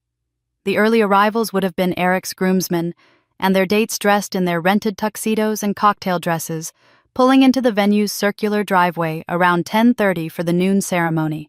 They would have expected to see vendor trucks unloading flowers and catering equipment, staff members setting up chairs and sound systems, the bustling activity of a wedding day in full swing. Instead, they found a parking lot that looked exactly as it had the day before, empty, quiet, with no signs of preparation for anything more elaborate than an ordinary Saturday. The venue's assistant manager, a young woman named Katie, who would later become an unwitting star of several wedding disaster videos, met the first confused guests at the front door. According to her later account to local news stations, she'd been expecting this moment since the previous afternoon, when her final calls to the supposed event coordinator had gone straight to voicemail. The booking had expired at midnight due to non-payment, she explained to the increasingly bewildered wedding party, and no vendors had been authorized to begin setup. By 11 a.m., when Mom arrived in her mother-of-the-bride dress, expecting to oversee final preparations, the parking lot was filled with guests standing around in formal wear, checking their phones, and asking each other if they had the right location. Mom's arrival in Dad's car, honking the horn and waving enthusiastically from the passenger seat, created a brief moment of hope among the assembled crowd. Surely the mother of the bride would know what was happening. The hope lasted exactly as long as it took Mom to walk through the front doors of Bella Vista Gardens and discover that the main reception hall contained nothing but empty tables and chairs stacked against the walls. No white linens, no centerpieces, no dance floor, no evidence whatsoever that a wedding was supposed to happen in 1 hour. Katie watched Mom's face transform from confident expectation to confused concern to dawning horror in the span of 30 seconds. The phone calls that followed created their own chaos. Mom's frantic attempts to reach vendors produced a symphony of identical responses. No final payment had been received. No setup authorization had been given. No equipment would be delivered without confirmed payment. The florist, who had prepared $2,000 worth of white roses and peonies, explained that company policy required full payment 48 hours before delivery. The caterer, who had planned a 5-course meal for 200 guests, said their trucks were sitting at the warehouse waiting for financial clearance that never came. The string quartet was at home, having assumed the event was canceled when no payment confirmation arrived. Mom's desperate call to the venue manager brought Jennifer rushing from her office with a thick folder of documentation. The conversation that followed, conducted in the lobby while confused guests pressed their faces against the windows, laid out the brutal facts with professional politeness. The booking had been tentative pending final payment. Multiple confirmation calls had gone unanswered. The cancellation deadline had passed. The venue was not responsible for vendor coordination without confirmed booking status. It was during this explanation that Claire's limousine pulled up outside her white dress, visible through the car's rear window. The photographer Eric had hired, one of the few vendors who worked on payment after delivery terms, captured the moment Claire stepped out of the car in her $4,500 gown, expecting to be greeted by her wedding party, and instead finding clusters of overdressed people standing around looking lost and uncomfortable. The sight of Claire in her elaborate dress walking toward a building that clearly contained no wedding created a surreal tableau that several guests began recording on their phones. She moved like someone still living in the fantasy, her train trailing behind her on the asphalt, her tiara glinting in the morning sun. While behind her, the reality of the situation became increasingly obvious to everyone except her. Eric's face, when he realized what was happening, became the subject of particular fascination for wedding disaster enthusiasts online. The transformation from confident groom to mortified fraud was captured in high definition by multiple phones and later set to music by creative social media users. His red-faced stammering when guests began asking questions about vendors and payments provided clear evidence of his gold-digger nature to anyone who hadn't seen it before. The question that cut through the growing chaos came from Eric's great-aunt Martha, an elderly woman with a voice trained by decades of teaching elementary school. Standing in the empty reception hall while Claire stood frozen in her wedding dress, Aunt Martha asked the question that everyone was thinking: where's the sister who paid for everything? Shouldn't she be here managing this disaster? The silence in that empty hall was louder than any music could ever be. The breakdown began with Mom's voice echoing through the empty reception hall, a sound so raw and primal that it cut through the confused murmur of 200 wedding guests like a scream in a library. I would later watch this moment dozens of times on various social media platforms, as multiple guests had begun recording when the situation became obviously disastrous. But the audio was what made the videos go viral. The sound of a woman completely losing control in the most public way possible. "Stephanie!" Mom's voice cracked as she screamed my name, her careful mother-of-the-bride composure shattering like glass hitting concrete. "Stephanie Collins, where are you? You did this, you ruined everything." She stood in the center of the empty dance floor, her pale blue dress wrinkled from grabbing at her phone, her usually perfect hair disheveled from running her hands through it in panic. What followed was a verbal explosion that would haunt family gatherings for years to come, if there were any family gatherings to be haunted. Mom began listing every perceived flaw in my character at maximum volume, her voice carrying across the reception hall and out to the parking lot where guests who had fled the awkwardness were still standing around in bewilderment. She's selfish. She's vindictive. After everything this family has done for her, after all the love and support we've given her, this is how she repays us. Mom's accusations grew more elaborate and desperate as she realized the magnitude of the disaster unfolding around her. She promised to handle everything. She lied to us. She's jealous because Claire is beautiful and getting married and she's going to die alone. The cruelest irony was that every word she screamed provided perfect evidence of exactly why I had reached my breaking point. With each accusation, each blame-filled rant, each attempt to make me the villain in their story, she was demonstrating to 200 witnesses the toxic family dynamic that had consumed my adult life.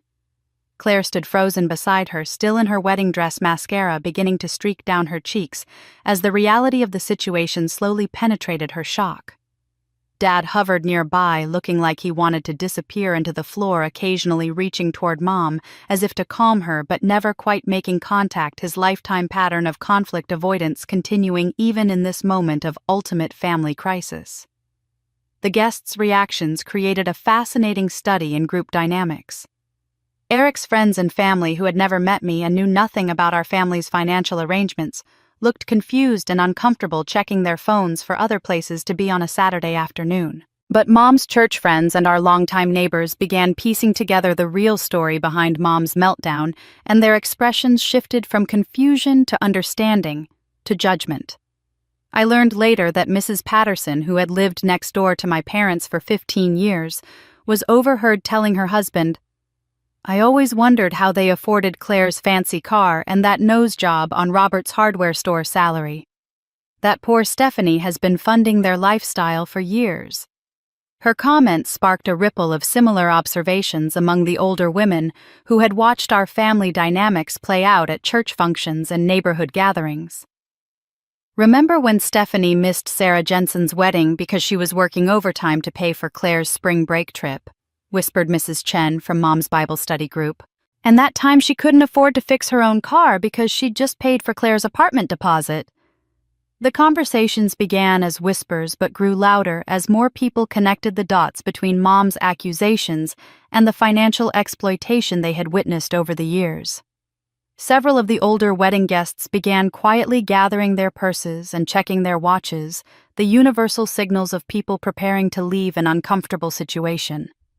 But it was Eric's reaction that provided the most damning evidence of his true character. The moment he realized that no last-minute financial rescue was coming, that no mysterious family money would appear to salvage the situation, his entire demeanor changed with stunning speed. The charming fiancé, who had spent months wooing Claire and flattering my parents, disappeared, replaced by a man whose primary concern was protecting his own reputation. I later heard from multiple sources that Eric was overheard telling his groomsmen, "I was completely misled about their financial situation. Claire told me her sister was wealthy and generous, but this is obviously some kind of family dysfunction I want no part of." His voice carried the indignant tone of someone who had been the victim of false advertising, rather than a man whose bride was standing in ruins beside him. His best man was recorded asking, "What are you going to do?" And Eric's response became legendary among wedding disaster enthusiasts. "Cut my losses. This whole family is obviously unstable, and I'm not signing up for years of drama and financial chaos." While Claire stood there in her expensive dress, still processing the destruction of her wedding day, Eric was already calculating his exit strategy. He removed his boutonniere with the casual efficiency of a man taking off a work uniform, handed it to his best man, and began walking toward the parking lot without a word to his bride of 0 minutes. The man who had promised to love her forever couldn't get away fast enough when the money dried up. While Eric was abandoning Claire in that empty reception hall, and my mother was screaming my name to an audience of horrified wedding guests, I was lying on a beach chair at Waikiki, watching the Pacific Ocean stretch endlessly toward the horizon. The contrast wasn't lost on me at the exact moment my family was discovering the consequences of taking me for granted. I was experiencing the most profound peace I'd felt in over a decade. The red bikini I wore was a small act of rebellion that felt monumentally significant. I'd bought it online 3 weeks earlier in a moment of unprecedented self-indulgence, the first piece of clothing I'd purchased for myself rather than out of necessity in longer than I could remember. It was bright, bold, and completely impractical, everything my family would have criticized if they'd seen it. The fabric felt like freedom against my skin, warm from the Hawaiian sun that beat down without judgment or expectation. My beach chair was positioned perfectly to catch both the morning sun and the gentle trade winds that kept the temperature comfortable despite the intensity of the tropical heat. To my left, a young couple was building an elaborate sandcastle with their toddler, their laughter mixing with the rhythmic sound of waves breaking on the shore. To my right, an elderly man was reading a paperback novel, occasionally glancing up to watch surfers riding waves in the distance. Everyone around me was engaged in the simple act of enjoying themselves without owing anyone anything. The Mai Tai in my hand was my second of the day, though it was only just past noon. The drink was ridiculously expensive by my usual standards, $18 for rum and fruit juice, but I'd ordered it without checking the price, without calculating how the cost would impact my monthly budget, without considering whether someone else needed that money more than I needed the drink. The financial freedom was almost as intoxicating as the alcohol. I had been savoring the peaceful solitude for about an hour when curiosity finally overcame my determination to stay disconnected from the chaos I'd left behind. My phone had been on airplane mode since before my flight took off, creating a blissful bubble of silence that I knew would burst the moment I reconnected with the outside world. But the temptation to witness the aftermath of my carefully orchestrated absence proved too strong to resist. The phone took several seconds to reconnect to the cellular network, and then it began buzzing with the frantic intensity of a smoke alarm. Notification after notification flooded the screen in an overwhelming cascade of digital desperation. The numbers were staggering: 127 missed calls, 89 text messages, 23 voicemails, and countless notifications from social media platforms where I'd apparently been tagged in multiple posts. Mom had called 43 times, her contact frequency increasing throughout the morning as the wedding disaster unfolded. The timestamps told the story of her growing panic calls every few minutes at first, then every 30 seconds, as the situation became increasingly desperate. Dad had called 11 times, his attempts clustered around the time Mom's meltdown was probably reaching its peak. Claire's 22 missed calls were interspersed with text messages that grew progressively more incoherent as autocorrect struggled to interpret her hysteria. Even Eric had called twice, which I found grimly amusing considering he'd probably fled the scene before the afternoon was half over. His voicemails, which I played on speaker while sipping my Mai Tai, were masterpieces of entitled indignation demanding to know where I was and insisting that I owed him an explanation for the disaster I'd created. The text messages provided a fascinating timeline of the morning's events. Claire's early messages were confused, but still optimistic. "Where are you?" "The vendors are asking questions," gradually evolved into panic. "Stephanie, please call me back. Everything is falling apart." And finally, despair. "How could you do this to me on my wedding day?" Mom's texts were longer and more accusatory, filled with typos that revealed her shaking hands and fragmented thoughts.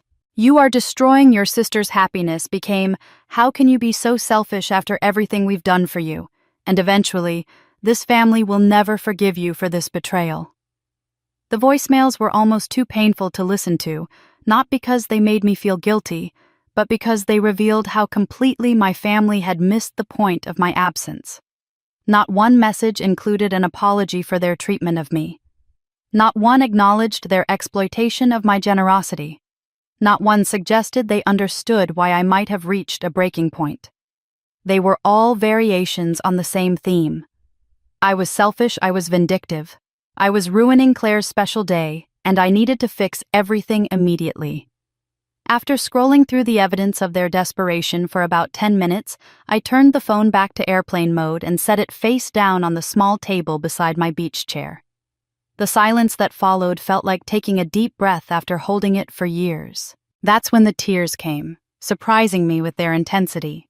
For the first time in longer than I could remember, I was crying not from frustration or exhaustion or the weight of impossible expectations, but from relief.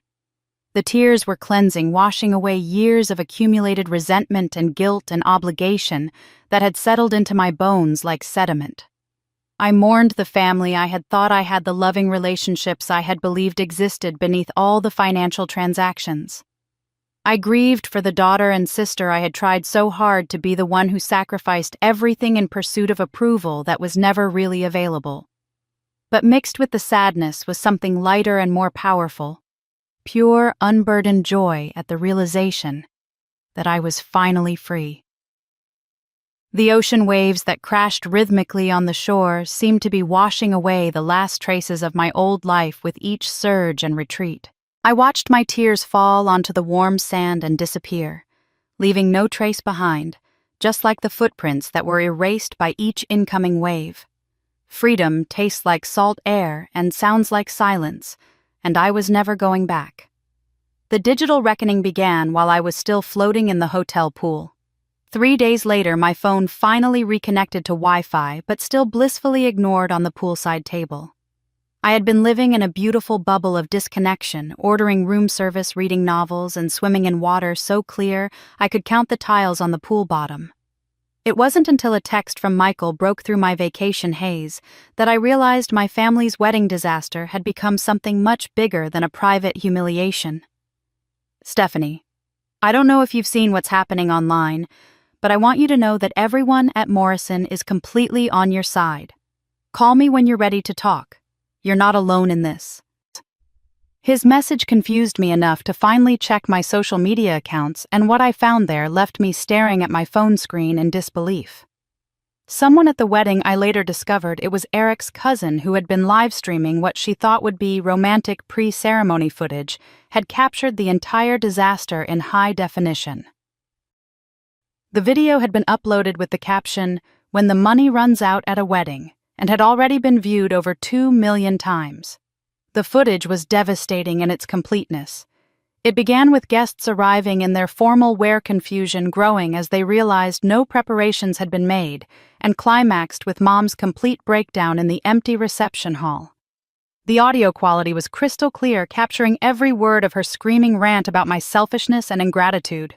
But what made the video truly viral was the reaction shots, the faces of wedding guests as they realized what they were witnessing, the whispered conversations, as people pieced together the story, and Eric's rapid exit from the scene. The hashtag #HadEmptyWedding was trending across multiple platforms, and the comments section had become a battlefield of opinions. Some viewers were appalled by what they saw as my cruelty toward my family.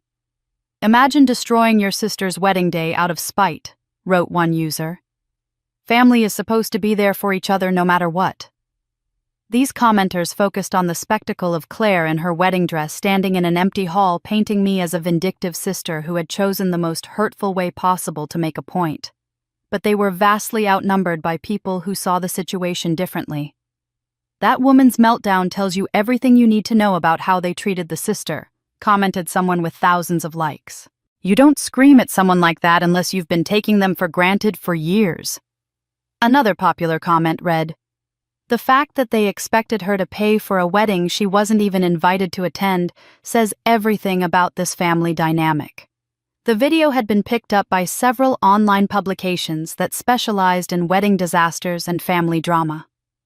A website called Wedding Fails Weekly had written an entire article analyzing the footage, complete with timestamps, highlighting the most revealing moments. They'd identified the moment when Mom's accusations shifted from general blame to specific financial details, effectively confirming that I had indeed been funding the family's lifestyle for years. But it was the local Facebook groups where the real conversation was happening. The Denver Metro Moms group had exploded with discussion about the video, and reading through the comments felt like discovering I wasn't alone in a way I'd never imagined possible. Dozens of women were sharing their own stories of family financial exploitation, creating a thread that stretched for hundreds of comments. "This could have been my story," wrote Jennifer Martinez, a mother of 3 whose profile showed she lived just 2 neighborhoods over from my parents.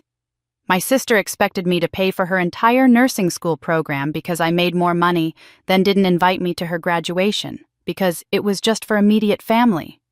Her comment had over 300 likes and 50 replies from women sharing similar experiences. Sarah Thompson, whose name I recognized from church functions, wrote, "I watched Stephanie at family gatherings for years, always in the background while Claire was the center of attention. Every conversation about Stephanie eventually turned into what she could do for everyone else. This was a long time coming." Her insider perspective lent credibility to the supportive comments and helped shift the narrative away from family loyalty toward recognizing financial abuse. The conversation at my office, which I learned about through a group text from my project team, was equally supportive but more personal. My colleagues had witnessed years of family interruptions during work hours. The panicked phone calls about Claire's emergencies, the stress that appeared on my face every time my family needed something, the vacation days I'd use to deal with family crises rather than actually resting. Tom Rodriguez, the senior project manager, had apparently told the entire construction crew, "Anyone who's worked with Stephanie knows she's been supporting that family for years. We've all seen her skip lunch to wire money for some family emergency. Good for her for finally putting herself first." The crew's response had been unanimously supportive, with several guys sharing their own stories of family members who had taken advantage of their generosity. Even more surprising was the response from clients and vendors who had worked with our company. Several had reached out directly to Morrison's main office to express support for me, mentioning times they'd witnessed family calls interrupting business meetings or noticed my stress levels spike after personal phone conversations. My professional reputation, which I'd worried might suffer from the public nature of the family drama, was actually improving as people gained insight into the personal challenges I'd been managing while maintaining my work performance. The most touching messages came from other women in construction and project management, an industry where female professionals often felt pressure to prove they could handle everything without showing weakness. "You've inspired a lot of us to examine our own boundaries," wrote Lisa Chang, a project manager from a competing firm. "Thank you for showing that walking away from toxicity is brave, not selfish." I'd become famous for walking away, and strangers were cheering me on. The support from strangers online gave me courage I hadn't expected to need when I returned to Denver a week later, tanned and more rested than I'd been in years. My first stop wasn't home or the office, but the bank where Janet was waiting with a folder thick enough to choke a horse, and an expression that mixed professional sympathy with barely contained outrage. "I've never seen identity theft this systematic within a family," she said, spreading documents across the conference table like evidence at a crime scene. "Your mother didn't just open one fraudulent account. We've found 3 credit cards, 2 personal loans, and what appears to be an attempt to refinance your car without your knowledge. The forgery is extensive and sophisticated." The handwriting analysis report she showed me was damning in its precision. A certified expert had compared Mom's forged versions of my signature to authentic samples and documented 17 distinct differences that proved deliberate deception rather than simple mistakes. The loan applications contained fabricated employment information, inflated income figures, and addresses that mixed my current location with my parents' home in ways clearly designed to confuse verification processes. "We're required by federal law to report identity theft of this magnitude to law enforcement," Janet explained, sliding a business card across the table.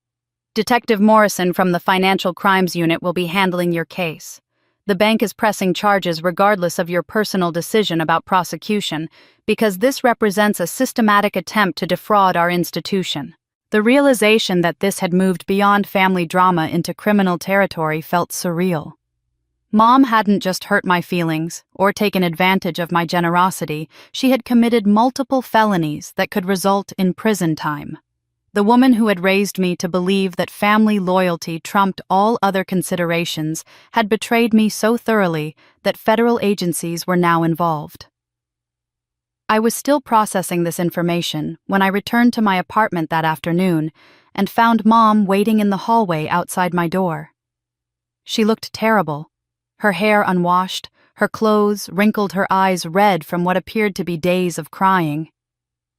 But when she saw me approaching with my suitcase, her expression shifted through a rapid succession of emotions: relief, anger, desperation, and something that looked almost like fear. "There you are," she said, her voice pitched higher than normal. "Do you have any idea what you've put this family through? Your sister's wedding was ruined. The whole neighborhood is talking about us, and now there are lawyers involved and police asking questions. How could you be so vindictive?"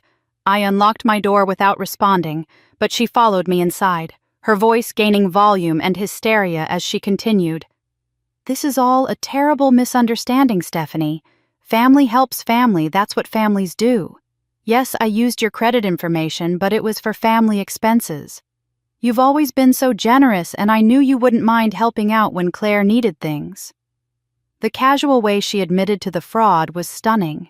She spoke about identity theft like discussing borrowing sugar from a neighbor, as if my financial identity was community property that she had every right to access.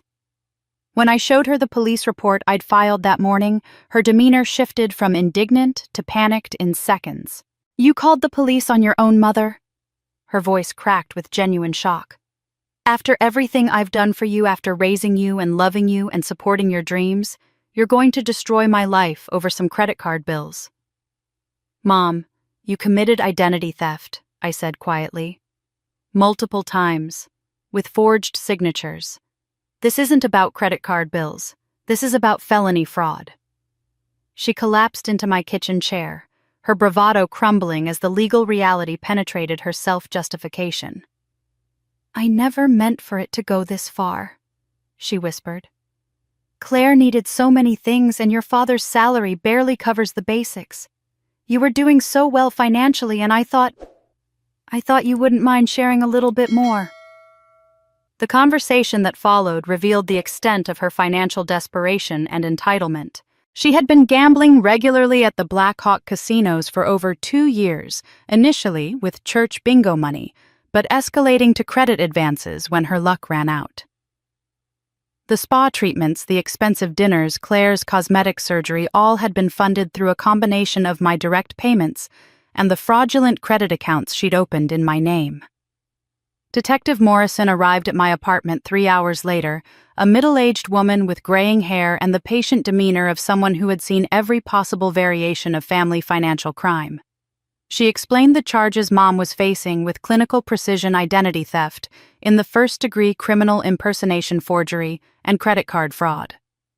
The potential sentences ranged from 2 to 12 years in prison depending on the total amount of money involved, and whether Mom had a prior criminal record. "The good news is that she's been cooperative with our investigation," Detective Morrison said. "She's admitted to the forgery and provided documentation about where the money went. The bad news is that cooperation doesn't eliminate criminal charges when the fraud is this extensive and systematic." She explained that the decision about prosecution was partly mine and partly out of my hands. The bank and credit card companies were pursuing charges regardless of my personal feelings because they had lost money due to Mom's fraudulent activities.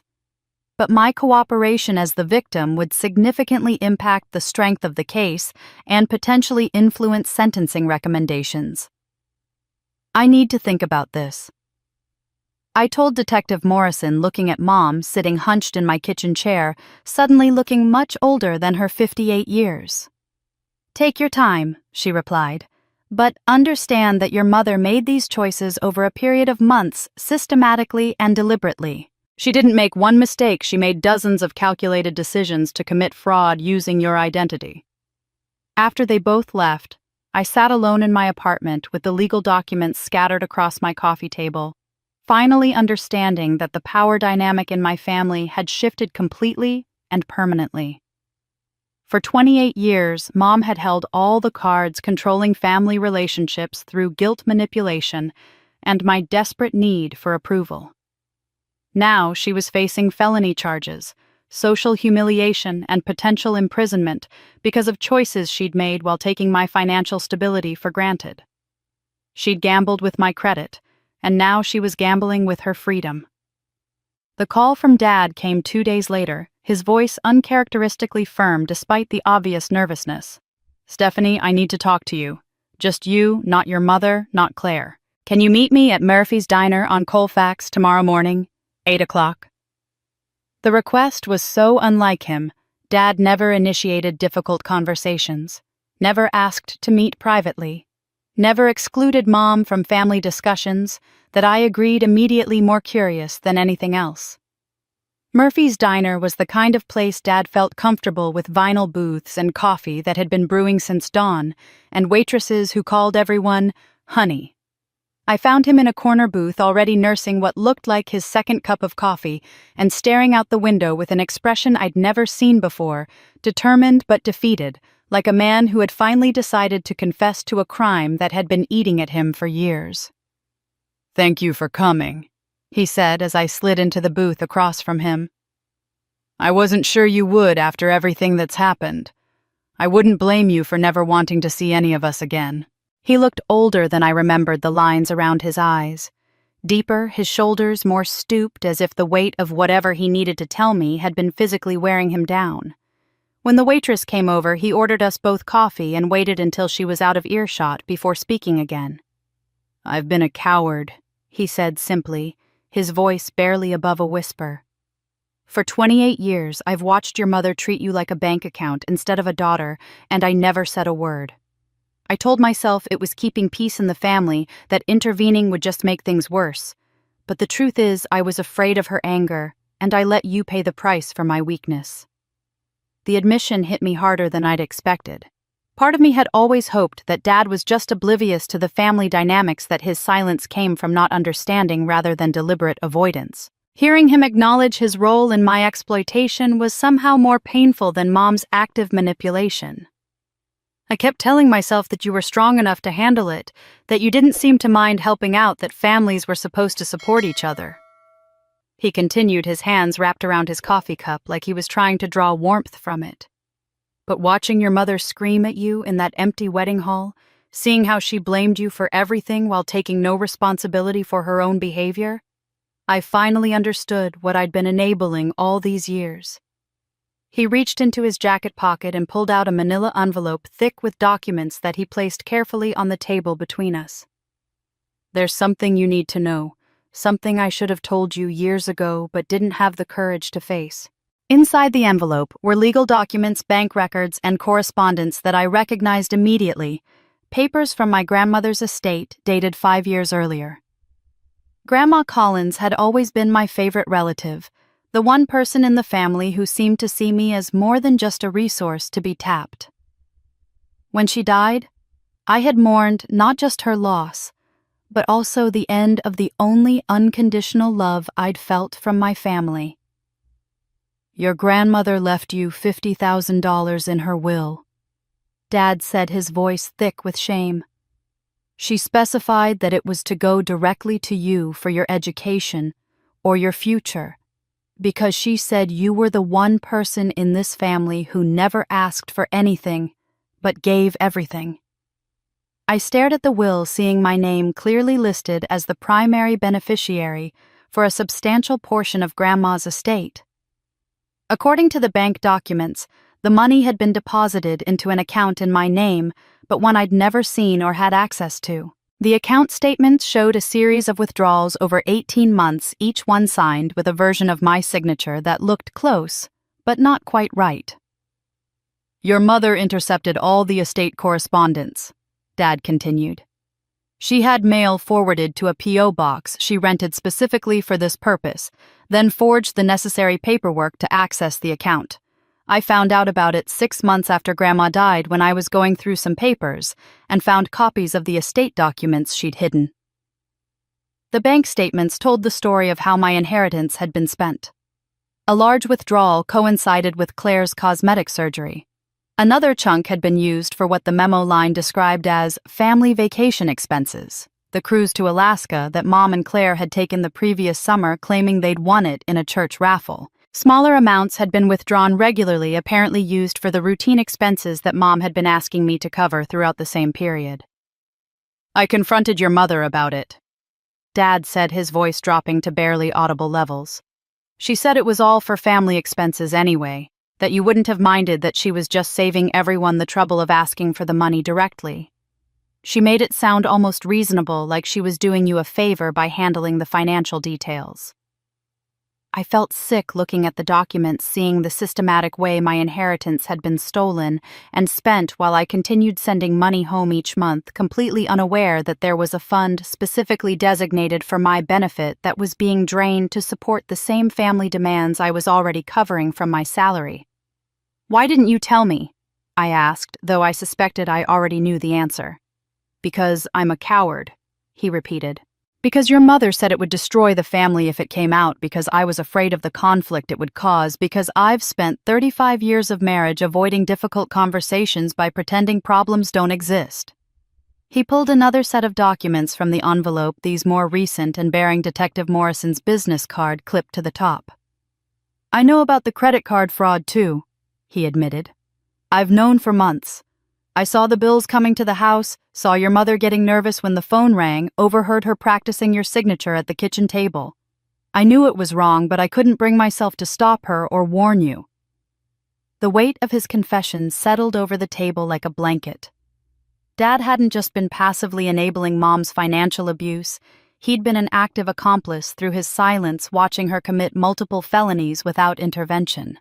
His guilt was written in every line of his face, but it had taken a public family disaster to finally motivate him to speak up.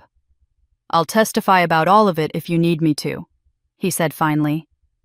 "The inheritance theft, the credit card fraud, the pattern of financial abuse I've watched for years. I know it won't undo the damage I've caused by staying silent, but maybe it can help make sure justice gets served." 28 years. I'd wondered why Grandma never left me anything, turns out she had. And they stole that too. Learning about the stolen inheritance from Dad left me feeling hollowed out in a way I hadn't expected, but I threw myself back into work with renewed focus, grateful for the normalcy of construction schedules and vendor meetings. It was Thursday afternoon when my assistant knocked on my office door with an expression that mixed concern with barely suppressed curiosity. "Stephanie, there's a woman here to see you.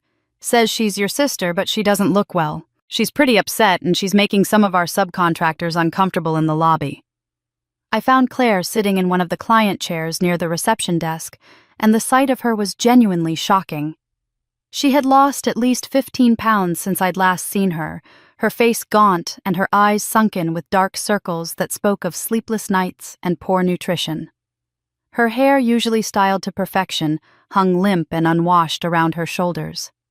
She was wearing sweatpants and a wrinkled t-shirt, clothes I'd never seen her in public before, and she clutched a tissue box like a lifeline. "We need to talk," she said without preamble, her voice hoarse from what sounded like days of crying.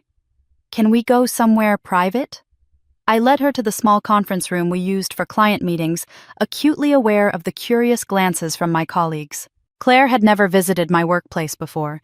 She'd never shown any interest in my professional life beyond its capacity to generate money for her needs. The fact that she was here now looking desperate and destroyed meant her situation had become truly dire.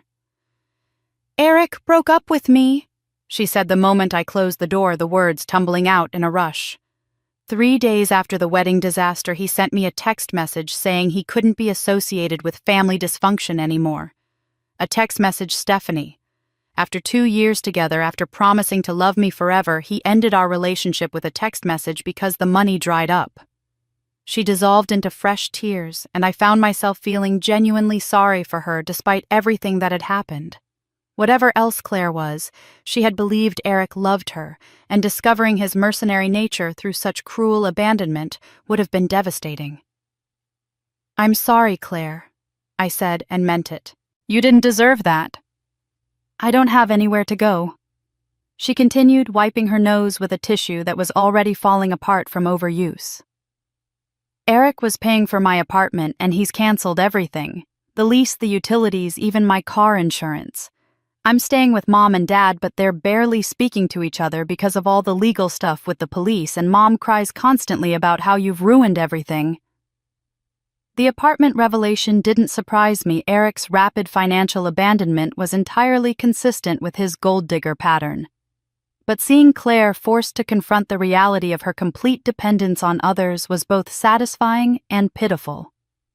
"I know what you're thinking," she said, looking at me with an expression that was equal parts defiant and pleading. "You're thinking I got what I deserved. And maybe you're right. But Stephanie, I need you to know that I always knew it wasn't fair." The admission hung in the air between us, the first honest thing she'd said about our family dynamic in years. "I knew Mom treated you differently," she continued, her voice dropping to barely above a whisper. "I knew she expected you to pay for everything while giving me all the attention and praise. I knew you worked yourself to exhaustion to fund my lifestyle while I contributed nothing. I've always known it was wrong." I waited for the apology, for some expression of remorse or gratitude, but it didn't come. Instead, Claire's next words revealed that her self-awareness came with a twist of self-justification that was breathtaking in its audacity. "But I was scared to be the responsible one," she said, looking at me with eyes that seemed to expect understanding rather than judgment. "You were always so good at handling pressure, so capable of managing everything. It was easier to let you carry all the burden because I knew you could handle it, and I wasn't sure I could. The logic was staggering. She had known our family dynamic was exploitative and unfair, but she had participated anyway because she found it convenient. She had watched me sacrifice my dreams, my relationships, my financial security for her benefit, and had chosen to let it continue because taking responsibility for herself seemed too difficult. "I needed someone to take care of me," she continued, as if this explained everything. "You never seemed to need that kind of support.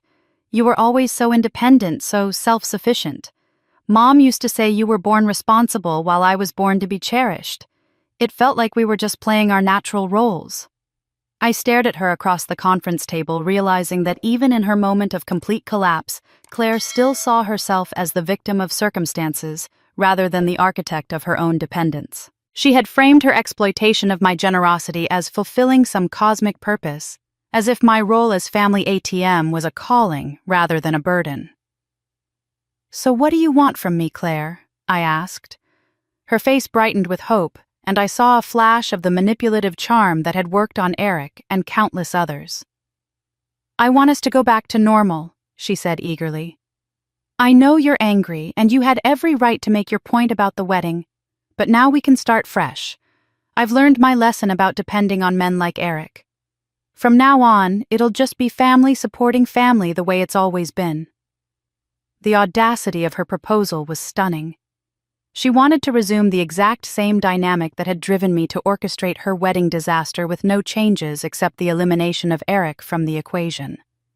She expected me to forgive years of exploitation and return to funding her lifestyle as if nothing had happened. "I'll be more appreciative this time," she added, apparently interpreting my silence as consideration rather than disbelief. "I'll thank you more often, and I won't take your generosity for granted. But I need you, Stephanie. You're the only family I have left who can take care of me." She wanted forgiveness without change, but I was done being anyone's safety net. Claire's desperate plea for a return to normal was still echoing in my head 3 days later, when the certified letter arrived at my apartment, delivered with the kind of official formality that immediately signals legal trouble. The return address showed the offices of Brennan and Associates, a law firm I'd never heard of, and the thick envelope contained exactly the kind of vindictive surprise I should have expected from Eric, but had foolishly hoped to avoid. The letter was a masterpiece of legal intimidation disguised as righteous indignation. Eric's attorney had crafted 3 pages of accusations that painted me as a malicious saboteur who had deliberately destroyed an innocent couple's wedding day through calculated deception and emotional manipulation. According to the legal document, I had committed intentional infliction of emotional distress against both Eric and Claire, causing them severe mental anguish, public humiliation, and substantial financial losses. The damages Eric was demanding were staggering in their audacity: $50,000 for the wedding costs his family had allegedly incurred, an additional $25,000 for reputational harm caused by the viral video, and another $15,000 for what the letter described as therapy and counseling expenses necessitated by defendant's malicious actions. He was essentially asking me to pay him $90,000 for the privilege of having exposed his gold-digging scheme. But it was the specific language of his accusations that revealed just how thoroughly Eric misunderstood both the legal system and my character. The letter claimed I had fraudulently represented my intention to pay for wedding expenses, creating a detrimental reliance that justified financial compensation. His attorney had apparently convinced him that my failure to fund his bride's fairy tale constituted a breach of some imaginary contract. I took the letter directly to Sarah Martinez, the attorney Michael had recommended when the credit card fraud case began. Sarah specialized in both family law and fraud cases, and her reputation for aggressive representation of women in financial disputes had made her something of a local legend. When she finished reading Eric's legal threats, her laughter was so genuine and sustained that I began to relax for the first time since opening the envelope. "This is the most ridiculous lawsuit threat I've seen in 15 years of practice," she said, wiping tears of amusement from her eyes.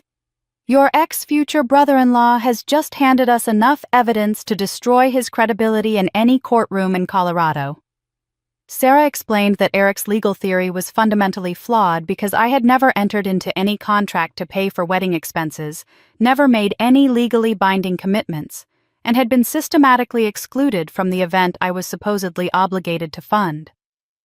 But more importantly, his lawsuit threat had opened the door for us to present evidence about his true motives and systematic targeting of financially vulnerable families.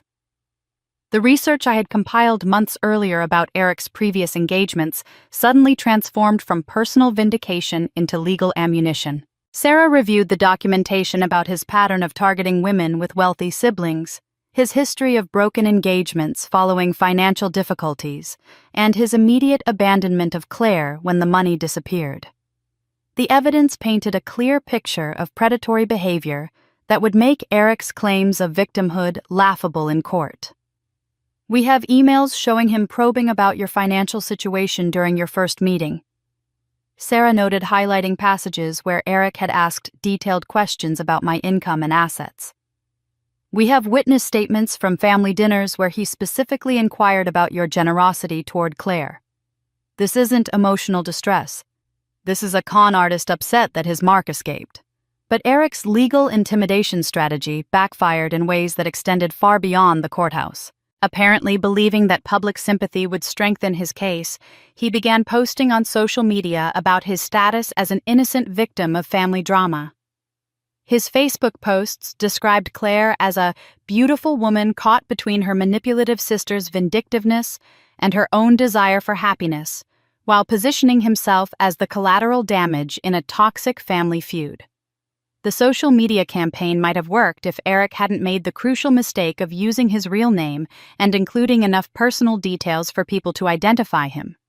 Within 48 hours of his first victim post, his previous fiancés had found his accounts and begun sharing their own experiences with remarkable consistency. Jennifer Walsh, his Phoenix fiancée from 3 years earlier, posted a detailed comment describing Eric's obsession with her family's financial situation and his sudden disappearance when her father's business encountered difficulties. "This man specifically targets women from families with money charms, everyone with his family values talk, then vanishes the moment financial problems appear. Ladies run."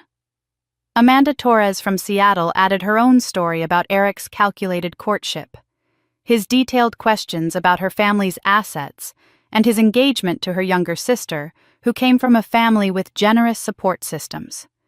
Her post included screenshots of Eric's dating profile from that period where he had listed family-oriented and traditional values as his primary relationship goals. The local Denver news stations picked up the story when a third woman, Maria Santos, contacted Channel 7 with evidence that Eric had been simultaneously dating multiple women while researching their families' financial backgrounds. Her investigation had uncovered what she described as a systematic pattern of romantic fraud targeting women from families known for supporting their children financially. The Channel 7 report aired on Friday evening with the headline, "Local Man Accused of Serial Gold-Digging Scheme," featuring interviews with all three previous fiancés and expert commentary from a psychologist who specialized in financial predators. The story included footage from Claire's empty wedding, Eric's rapid departure from the scene, and his current lawsuit threats against the sister who had exposed his scheme. Eric's response to the media coverage was predictably defensive and self-defeating. His attorney released a statement claiming that his client was the victim of a coordinated character assassination campaign by bitter former girlfriends, which only served to confirm that there were indeed multiple former girlfriends with similar stories. His own social media posts became increasingly desperate and contradictory, alternating between claims of innocence and attacks on the women who had exposed his pattern. The public relations disaster was complete when the Denver Post ran a weekend feature story about financial predators who target vulnerable families, using Eric's case as a primary example. The article included expert advice for families about recognizing the warning signs of someone who might be more interested in financial access than genuine relationships, with Eric's behavior cited as a textbook example of predatory courtship patterns. He thought he was playing chess, but I'd been collecting his pawns the whole time. Eric's public relations disaster had been so complete that by the time we arrived at the Denver County Courthouse 3 weeks later, his attorney looked like a man who knew he was about to lose badly but was contractually obligated to go through the motions anyway. The preliminary hearing was supposed to be a simple procedural matter, where Eric would present his case for emotional distress damages, but Sarah had transformed it into something much more significant, a public examination of his predatory behavior and my family's systematic financial abuse. The courtroom was smaller than I'd expected, with perhaps 30 seats for observers, but everyone was filled. The viral nature of the wedding disaster had attracted local media attention, and several reporters sat in the front row with notebooks ready. I recognized some faces from my parents' neighborhood and Mom's church people who had followed the story and apparently wanted to witness its legal conclusion in person. Eric arrived late, looking nervous and underdressed in a suit that appeared to be borrowed rather than tailored. His attorney, James Brennan, was a middle-aged man who specialized in personal injury cases and had clearly taken this one without fully understanding what he was walking into. When Sarah began presenting our evidence, his face went through a fascinating progression from confidence to confusion to barely concealed panic. The documentation Sarah had compiled was devastating in its completeness. She presented email threads showing Eric's calculated questions about my financial situation, witness statements from family dinners where he'd probed about my generosity toward Claire, and timeline analysis proving he had researched my family's economic dynamics before proposing marriage. The judge, a stern woman in her 60s named Patricia Hernandez, listened with growing incredulity as the evidence revealed Eric's systematic targeting of families with financially generous members. "Mr. Jennings," Judge Hernandez said, looking directly at Eric after Sarah finished her presentation. "Are you seriously asking this court to award you damages because someone refused to fund a wedding to which they were not invited for a bride they were not related to by marriage with money they never agreed to provide?" Eric's attorney attempted to salvage the situation by arguing that my family had created reasonable expectations of financial support, but Judge Hernandez cut him off with a wave of her hand. "Counsel, the evidence suggests your client specifically targeted this family because of their history of financial generosity. That's not detrimental reliance, that's predatory behavior." But the most powerful moment of the hearing came when Dad took the witness stand. Sarah had subpoenaed him to testify about the family's financial dynamics, and his appearance in court represented the first time he had ever publicly stood up against Mom's control. He looked older and more fragile than usual in his best suit, but his voice was steady as he swore to tell the truth. "My daughter Stephanie has been financially supporting this family for 10 years, he said, his words carrying across the silent courtroom. "My wife convinced her to give up her scholarship so Claire could attend private college. Stephanie has paid for Claire's car, apartment deposits, cosmetic surgery, and countless other expenses while living in substandard housing and working excessive hours to support us. Dad's testimony grew more damaging as he continued detailing the inheritance theft that had occurred after my grandmother's death. My wife intercepted $50,000 that was specifically left to Stephanie in her grandmother's will. She forged documents and spent the money on family expenses while Stephanie continued sending money home, unaware that there was an inheritance fund being drained for the same purposes. The inheritance revelation caused a visible stir in the courtroom, but Dad wasn't finished. His voice grew stronger as he described Mom's credit card fraud, the systematic identity theft, and his own shameful role in enabling the abuse through silence. "I knew about the fraudulent credit cards," he admitted, looking directly at me with tears in his eyes. "I watched my wife forge my daughter's signature multiple times and said nothing because I was afraid of confrontation. I've been a coward, and my daughter has paid the price for my weakness." Eric's case was effectively destroyed by Dad's testimony, which painted me not as a vindictive sister, but as a long-term victim of family financial abuse, who had finally reached her breaking point. Judge Hernandez listened to every word with an expression that grew increasingly stern, occasionally glancing at Eric with obvious distaste. When Dad finished testifying, Eric's attorney made one last desperate attempt to argue that family dynamics were irrelevant to his client's emotional distress claim. Judge Hernandez's response was swift and decisive. "Mr. Brennan, your client has presented no evidence of actual damages beyond his embarrassment at being exposed as someone who targets women for their family's money. The evidence shows that Mr. Jennings specifically sought out this family because of their history of financial generosity, courted the younger daughter to gain access to the older daughter's resources, and abandoned his fiancée the moment those resources were no longer available." She paused, shuffling through papers with obvious irritation. "This case is dismissed with prejudice. Furthermore, I'm directing the court clerk to forward these proceedings to the district attorney's office for review of potential fraud charges against Mr. Jennings. The pattern of behavior documented here suggests systematic deception for financial gain, which may warrant criminal investigation." The courtroom erupted in whispers as Eric's face went white. His attorney gathered papers with obvious haste, while Eric sat frozen in his chair, apparently stunned that his victim narrative had backfired so completely. The reporters scribbled furiously, recognizing that they had witnessed something more significant than a simple civil case dismissal. As we left the courthouse, Sarah explained that the judge's dismissal with prejudice meant Eric could never refile the same lawsuit, and her referral to the district attorney meant he might face criminal charges for his pattern of romantic fraud. The court records would be public, providing permanent documentation of his predatory behavior that would follow him to any future city or relationship. Justice feels different when you're the one holding the gavel. The legal victory in court provided a satisfying sense of vindication, but the real consequences for my family were only beginning to unfold in the weeks that followed. The wedding vendors who had been left scrambling on Claire's big day were not content to simply write off their losses as bad luck, and their collective pursuit of payment created a cascade of financial disasters that exposed just how precarious my family's situation had become without my regular subsidies.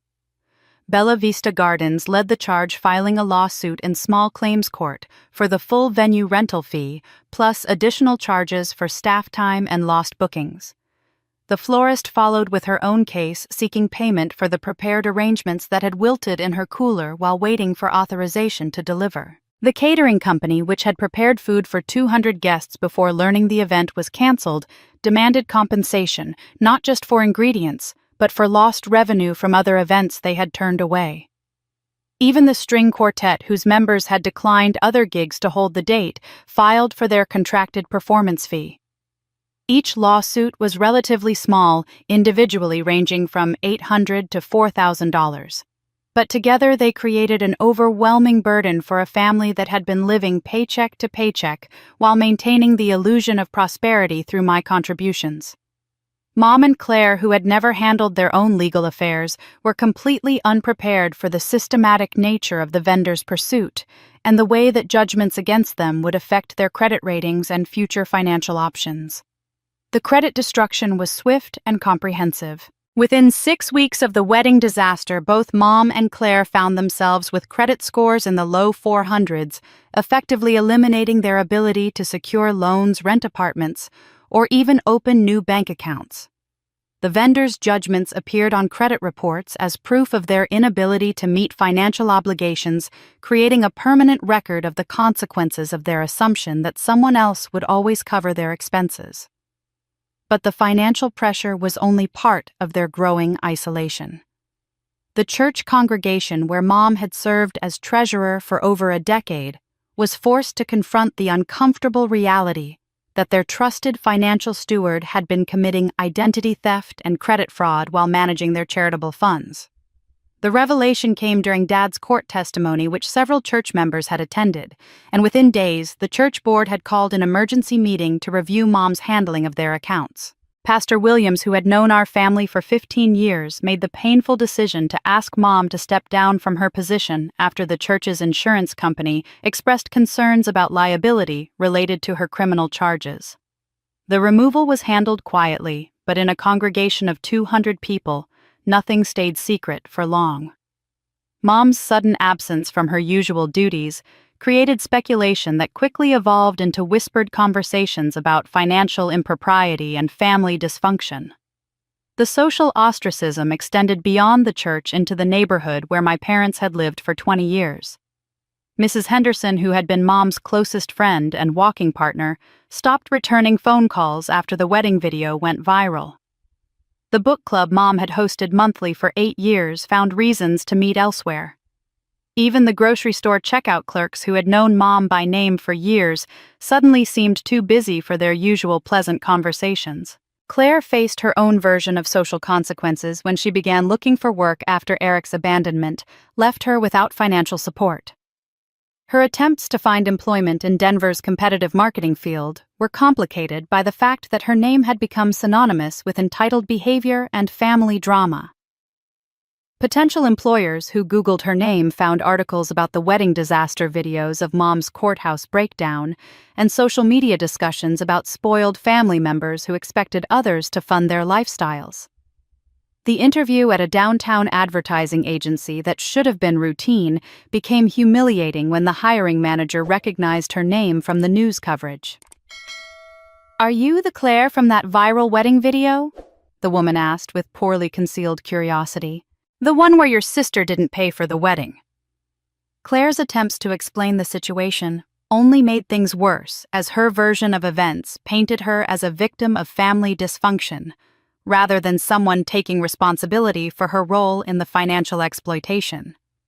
But the most devastating revelation came when Dad finally began investigating the extent of Mom's financial deception prompted by the court proceedings and the growing pressure from creditors. What he discovered in her personal papers and credit card statements revealed a pattern of behavior that was far more serious than simple family favoritism or even identity theft.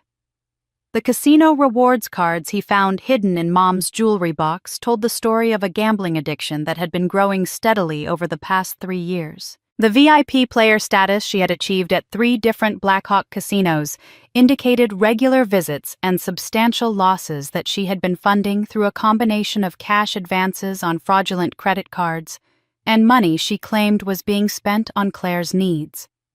The bank statements Dad uncovered showed that significant portions of the money I had been sending home for family expenses had actually been withdrawn in cash during weekend trips to the mountains.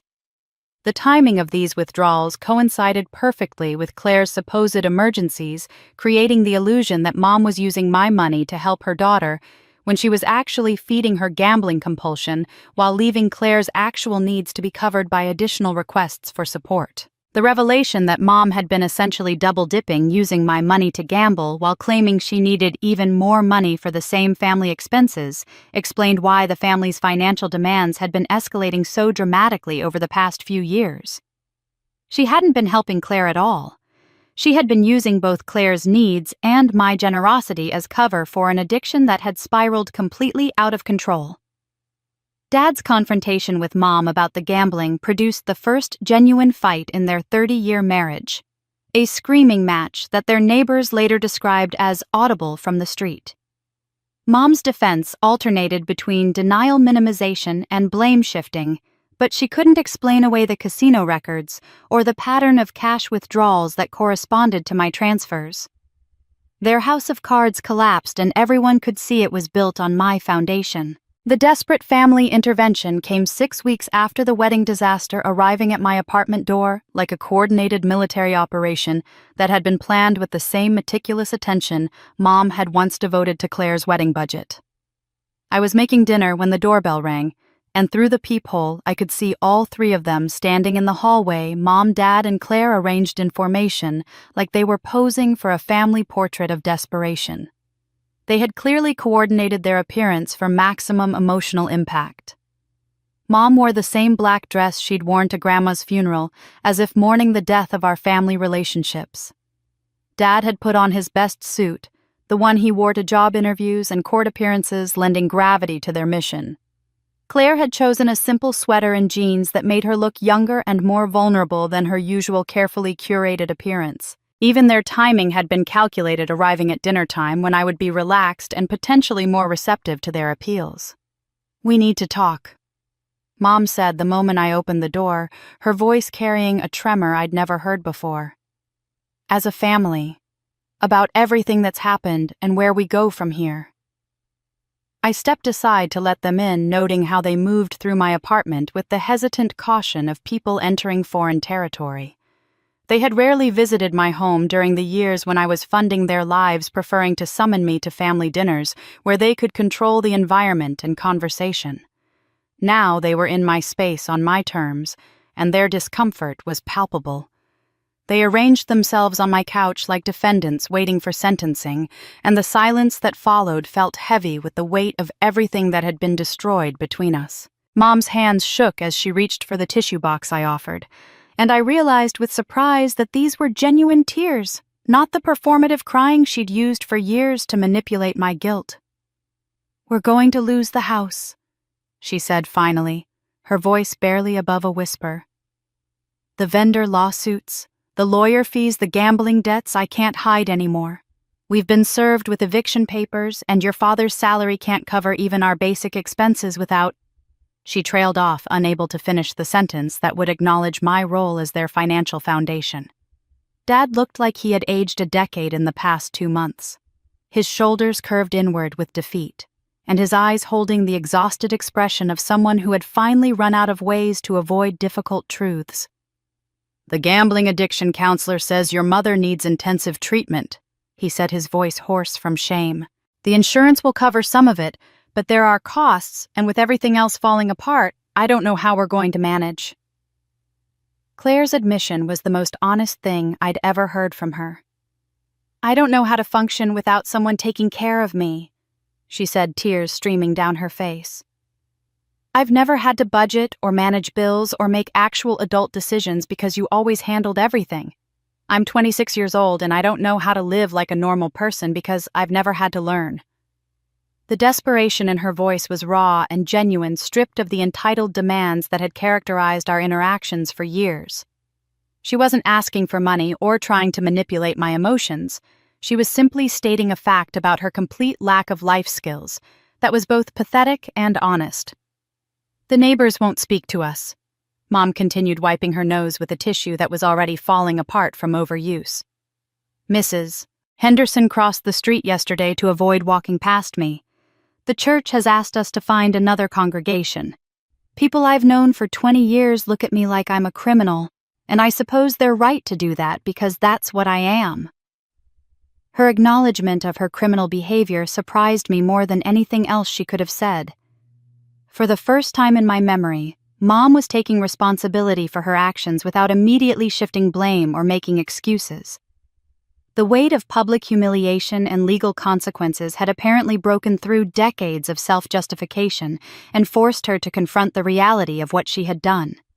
"We're not asking you to fix everything," Dad said, though the hope in his eyes suggested that was exactly what they were hoping for. "We know we've burned that bridge, but we need help figuring out how to start over, how to build a life that doesn't depend on taking advantage of your generosity." I listened to their pleas and confessions with a calmness that surprised me. 6 months earlier, seeing them in this much distress would have sent me into immediate problem-solving mode, calculating how much money I could spare and what sacrifices I could make to ease their suffering. But sitting in my own living room, surrounded by the evidence of the life I'd built for myself, my books, my art supplies from the drafting class, I'd finally taken photos from my Hawaii trip, I felt only a distant sadness for the family we might have been if different choices had been made years earlier. "I'm sorry you're going through this," I said, and I meant it genuinely. "I can see that you're all in real pain, and I don't take any pleasure in watching you suffer." Their faces brightened with hope, interpreting my compassion as the first step toward reconciliation and renewed financial support. But I wasn't finished speaking. "However, I'm not responsible for fixing the consequences of choices that were made without consulting me. Mom's gambling addiction, Claire's financial dependence, the pattern of taking my money while committing fraud in my name. These are problems that existed long before the wedding, and they're not problems I created or problems I can solve." The hope faded from their expressions as they realized I wasn't going to resume my role as their financial safety net. Mom opened her mouth to argue, probably to deploy the familiar guilt tactics that had worked for so many years, but something in my expression stopped her. "I've learned to set boundaries." I continued, my voice steady and clear. "I'll help you find resources for gambling addiction treatment. I'll provide contact information for financial counselors and social services that can help with housing assistance. But I won't be writing checks to make this problem disappear because that's what created this mess in the first place." They wanted their ATM back, but I'd close that account forever. The 3 weeks that followed their desperate intervention were the most challenging of our entire family relationship, not because of conflict or drama, but because we were all learning to navigate completely unfamiliar territory. For the first time in a decade, I was offering help without enabling dysfunction, and they were being forced to accept assistance that came with accountability rather than unconditional support. Mom's gambling treatment became the first test of our new dynamic. After researching addiction programs in the Denver area, I found Mountain View Recovery Center, a facility that specialized in gambling addiction, with a structured outpatient program that included individual therapy, group counseling, and financial planning education. When I called to inquire about costs, I was clear with the intake coordinator that I would be paying directly and wanted to receive progress reports as an authorized family member. "I'm not giving you money for treatment," I told Mom during a follow-up phone call after she'd completed her initial assessment. "I'm paying the facility directly for your program, and I'll be receiving monthly reports on your attendance and participation. If you miss sessions or don't engage with the process, the funding stops immediately." The arrangement stripped away Mom's ability to use treatment money for other purposes, something I wouldn't have thought to worry about 6 months earlier, but now recognized as a necessary precaution. Her response to these conditions revealed how much she was still struggling to accept the new reality of our relationship. She alternated between gratitude for my willingness to help and resentment about the lack of trust my conditions implied. Dad's situation required different boundaries but equally clear structure. He had been forced to take early retirement from the hardware store when the stress of the legal proceedings and family scandal began, affecting his work performance, leaving him with a small pension that barely covered their mortgage payment. I agreed to cover utilities and basic living expenses for 6 months, but only after he provided me with complete access to their household budget and bank statements. "Every expense over $50 needs to be discussed with me first," I explained during our monthly financial review meeting at my apartment. "I need to see receipts, understand what money is being spent on, and have assurance that my contributions aren't enabling any continuation of the gambling or financial deception." The transparency requirement was humiliating for Dad, who had never had to account for his spending to anyone, but it was also educational. As we went through their monthly expenses together, he began to understand how completely their lifestyle had been subsidized by my contributions over the years. Grocery bills, gas money, entertainment expenses, home maintenance costs, nearly every category of spending had been inflated by the assumption that I would cover any shortfalls. Claire's recovery process proved the most complex because it required her to develop skills she had never needed to learn. After researching career development programs, I found a 6-month office management certification course at a local community college that included internship placement and job search support. The program cost $3,000, which I paid directly to the school, with the understanding that Claire would need to maintain a B average and provide me with monthly progress reports. Her initial resistance to the accountability measures was predictable but instructive. "Why can't you just trust that I'll do well?" she asked during our first check-in meeting. "I'm not Mom, I don't have a gambling problem. I just need some support while I get back on my feet." "Because trust is earned through consistent actions over time," I replied. "For 10 years you've made commitments about becoming more independent and self-sufficient, but those commitments were always abandoned the moment something easier became available. I'm not funding another round of good intentions." The evidence of her struggle to adapt to responsibility showed up in small but significant ways.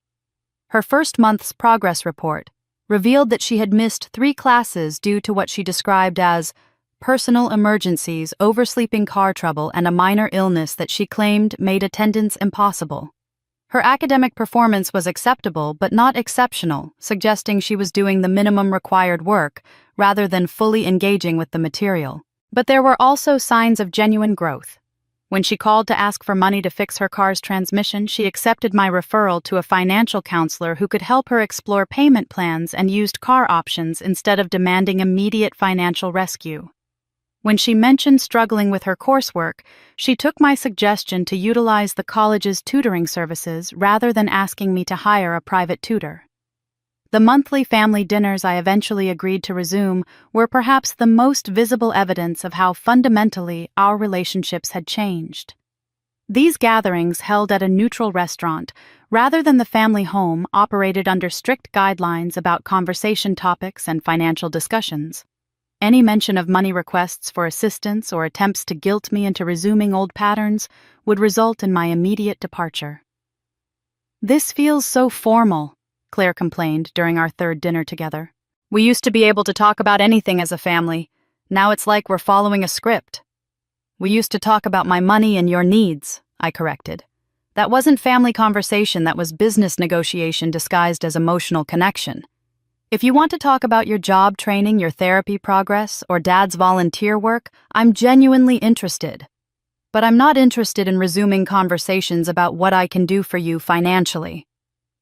The most meaningful change was visible in Dad, who began attending Al-Anon meetings to learn about supporting someone in addiction recovery, while also examining his own patterns of enabling behavior. His participation in the program was voluntary and self-directed, the first time I could remember him taking initiative on any family issue, rather than simply reacting to Mom's decisions. "I'm learning that I've been afraid of conflict my whole married life," he told me during one of our budget meetings. "I enabled your mother's gambling and financial abuse because confronting her felt scarier than watching her hurt you. The Al-Anon program is helping me understand that my silence was its own form of dysfunction."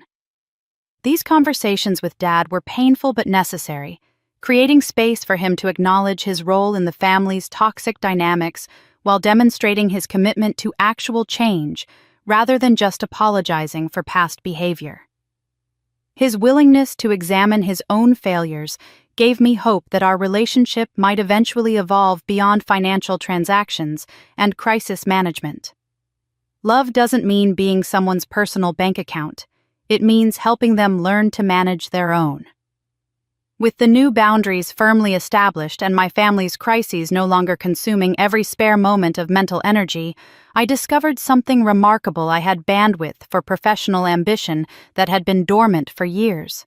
The constant interruptions from family emergencies had ended the stress-induced insomnia that had plagued me for months, finally lifted, and for the first time since college, I could focus entirely on my career without wondering when the next financial crisis would derail my concentration. The promotion to senior project manager came 6 months after the wedding disaster following the successful completion of the Riverside Commons renovation that had introduced me to Michael. My supervisor, Janet Martinez, called me into her office on a Friday afternoon with a smile that immediately told me the news was good. Morrison Construction is expanding into commercial development, and we need someone to head up the new division," she said, sliding a folder across her desk. "Your work on Riverside demonstrated exactly the kind of leadership and attention to detail we need. The position comes with a 40% salary increase, your own team of project coordinators, and the opportunity to bid on some of the largest development projects in Colorado." The salary increase alone was more money than I had ever imagined earning, but what excited me most was the creative challenge of the new role. Instead of managing renovations of existing structures, I would be involved in planning and executing completely new commercial developments from the ground up. The position would require me to work closely with architects, city planners, and environmental specialists, exactly the kind of collaborative, creative work I had dreamed about during my abandoned architecture aspirations. My first major project as senior manager was a mixed-use development in downtown Boulder, combining retail space, office buildings, and residential units in a design that prioritized sustainable building practices and community integration. The project required weekly meetings with the architectural firm, where I found myself contributing ideas about space utilization and structural efficiency that drew on both my construction experience and my long-suppressed design interests. "You should have been an architect," commented Rebecca Chen, the lead architect on the project, after I suggested modifications to the building's orientation that would maximize natural light while minimizing energy costs. "Your understanding of how space affects people's daily experience is remarkable for someone with a construction background." Her observation sparked something I hadn't felt in years: professional pride that was entirely separate from my ability to solve other people's problems. For the first time since college, someone was recognizing my intellectual contributions rather than my financial resources, and the validation was intoxicating. Meanwhile, my relationship with Michael was evolving in ways that constantly surprised me with their healthiness. He had never asked about my family drama beyond expressing concern for my well-being, never probed about my financial situation, and never seemed to expect anything from me beyond genuine companionship and emotional availability. Learning to receive this kind of uncomplicated affection was like learning a foreign language familiar enough to recognize, but requiring conscious effort to understand and respond appropriately. Our dates were simple and focused on shared interests, rather than expensive experiences designed to impress. We spent Saturday mornings at farmers' markets discussing sustainable building practices and organic farming techniques. We hiked mountain trails together, talking about architecture and environmental design while enjoying Colorado's natural beauty. We cooked dinner together at his apartment, experimenting with recipes and laughing at our kitchen failures without any underlying tension about who was paying for groceries or whose turn it was to contribute financially. The evening he proposed was so perfectly aligned with who I was becoming that it left me speechless in the best possible way. Instead of an expensive restaurant or elaborate public display, Michael invited me to his apartment for what I assumed was our usual Saturday evening together. When I arrived, he had cleared his dining room table and covered it with architectural drawings that took my breath away. "I've been working on these for 3 months," he said, his voice nervous but excited. "They're plans for a house we could build together if you're interested in that kind of future." The drawings showed a 2-story home with large windows and open floor plan that maximized natural light and a home office space that could serve as a design studio. The kitchen opened onto a garden area where we could grow our own vegetables. The master bedroom had a reading nook with built-in shelves for the books we both loved. Every detail reflected conversations we'd had about our preferences, dreams, and values. "The lot I have in mind is about 20 minutes from both our offices," he continued, pulling out a survey map. "It's got mature trees and a small creek, perfect for the kind of sustainable design we've talked about. We could incorporate solar panels, rainwater collection, maybe even a small workshop space for your drafting projects." Instead of a diamond ring, he offered me a T-square and a set of professional drafting pencils in a wooden case. "I thought maybe you'd like to collaborate on finalizing the design," he said. "Make it truly ours instead of something one person planned for the other." The proposal was so thoughtful, so focused on building something together rather than him providing something for me that I started crying before I could answer. These were happy tears, the kind I had rarely experienced in my adult life, born from the overwhelming realization that someone wanted to create a future with me based on partnership rather than financial utility. But perhaps the most significant change in my life was the expansion of my social circle beyond family obligations and work relationships. With my evenings and weekends no longer consumed by family crises, I had time and energy to invest in friendships that were based on mutual interests and genuine affection rather than need and obligation. My friendship with Sarah Kim. A graphic designer I met in the evening drafting class, Michael had encouraged me to take grew from shared frustration with perspective, drawing techniques to regular coffee dates where we discussed art design and our experiences as women in male-dominated professional fields. Sarah introduced me to her book club, a group of 8 women who met monthly to discuss novels and share wine, creating the kind of female friendship network I had never had time to develop. The book club led to other activities: weekend art museum visits, hiking groups, cooking classes, where we learned to make pasta from scratch and laughed about our varying degrees of success. These women knew nothing about my family drama and weren't interested in my financial situation beyond the casual concern friends show for each other's general well-being. They valued my opinions about literature, enjoyed my dry sense of humor, and appreciated my willingness to drive when we planned group outings. For the first time in my adult life, I was living for me, and it felt incredible. The incredible feeling of living authentically was still settling into my bones when I found myself facing an unexpected urge that caught me off guard during a quiet Sunday morning in the partially constructed house Michael and I were building together. We had been staying in the guest bedroom while the main construction was completed, and I was sitting in what would eventually become my home office, surrounded by the smell of fresh lumber and the distant sound of Michael making breakfast in the temporary kitchen setup. Something about the peaceful domesticity of the moment, combined with the physical evidence of the new life I was creating, triggered an overwhelming need to process everything that had brought me to this point. Not through conversation or therapy or family meetings, but through the solitary act of writing down every single emotion I had carried but never expressed during those 10 years of financial servitude. I found myself reaching for a legal pad from my work supplies and beginning what would become the longest piece of personal writing I had ever attempted.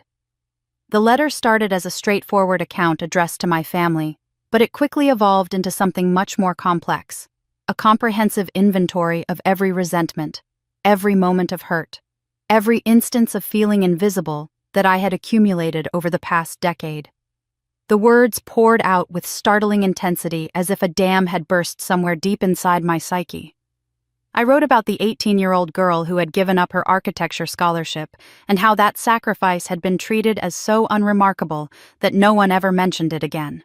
I documented the cascade of financial demands that had followed, each one presented as temporary and urgent, but which collectively had consumed my entire adult life until I existed primarily as a problem-solving resource, rather than a person with desires and dreams.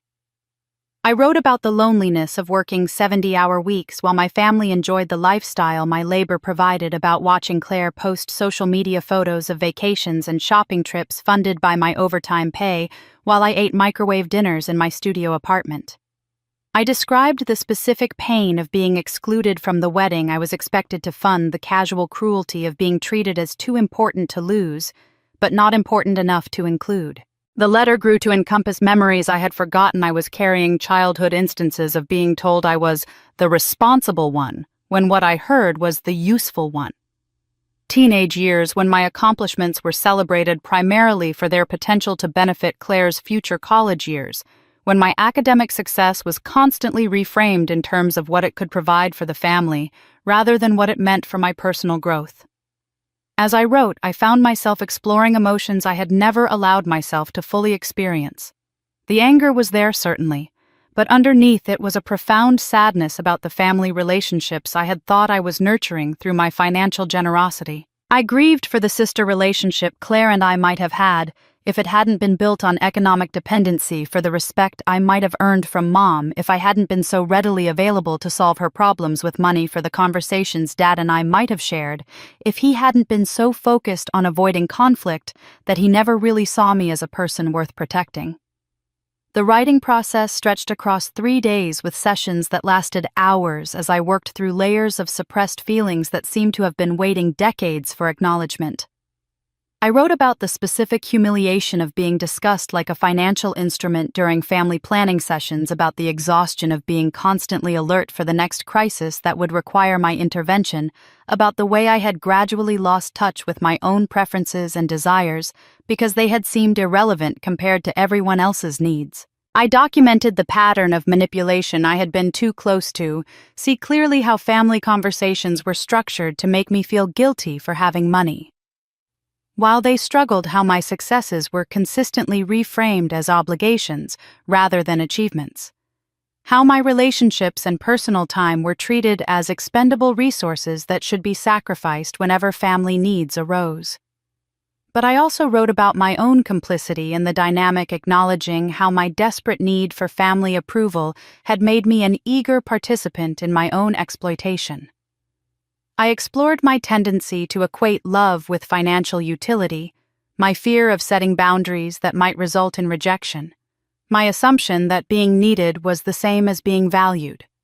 The letter became a comprehensive examination of how family dysfunction had shaped my understanding of relationships and self-worth in ways I was only beginning to recognize and correct. When I finally reached the end of what felt like an exhaustive emotional inventory, I had filled nearly 40 pages with handwriting that grew increasingly loose and urgent as suppressed feelings found their way onto paper. The letter was raw, honest, and completely devastating in its catalog of accumulated hurt and resentment. Reading through it, I felt both drained and oddly liberated, as if I had finally given voice to a part of myself that had been silenced for years. But as I sat in my future office holding this comprehensive document of family pain and personal growth, I realized something surprising. I didn't want to send it. The letter had served its purpose through the writing process alone, providing a structured way to examine and release emotions I hadn't even known I was carrying. Sending it would shift the focus from my own healing to their reactions, from internal closure to external validation. The decision not to send the letter felt like the final step in claiming full ownership of my emotional experience. For years I had looked to my family for acknowledgement of my worth, for appreciation of my sacrifices, for recognition of my humanity beyond my utility. But sitting in the house I was building with someone who loved me for who I was rather than what I could provide, I understood that their acknowledgement was no longer necessary for my healing. That evening, Michael and I built our first fire in the stone fireplace we had designed together, using scraps of lumber from the construction process. As the flames caught and grew, I fed the letter page by page into the fire, watching decades of resentment transform into smoke that rose through the chimney and disappeared into the Colorado sky. The symbolic release was more powerful than I had expected, each burning page representing another piece of emotional baggage I was choosing to leave behind. The smoke carried away not just my anger and hurt, but also my need for my family's understanding, my requirement for their apology, my dependence on their validation for my sense of self-worth. Michael sat beside me on the hearth, not asking about what I was burning, but somehow understanding the significance of the moment. As the last page curled into ash, I felt a lightness I hadn't experienced since childhood, a sense of completion that came from honoring my own emotional experience without needing anyone else's permission or participation. Some conversations happen within yourself, and those are the ones that matter most. And that thought stayed with me as the jet's wheels kissed the runway a year later, and the cabin applauded out of habit, the kind of small ritual that used to irritate me because it felt performative, but now simply made me smile because even strangers have their ways of marking arrivals.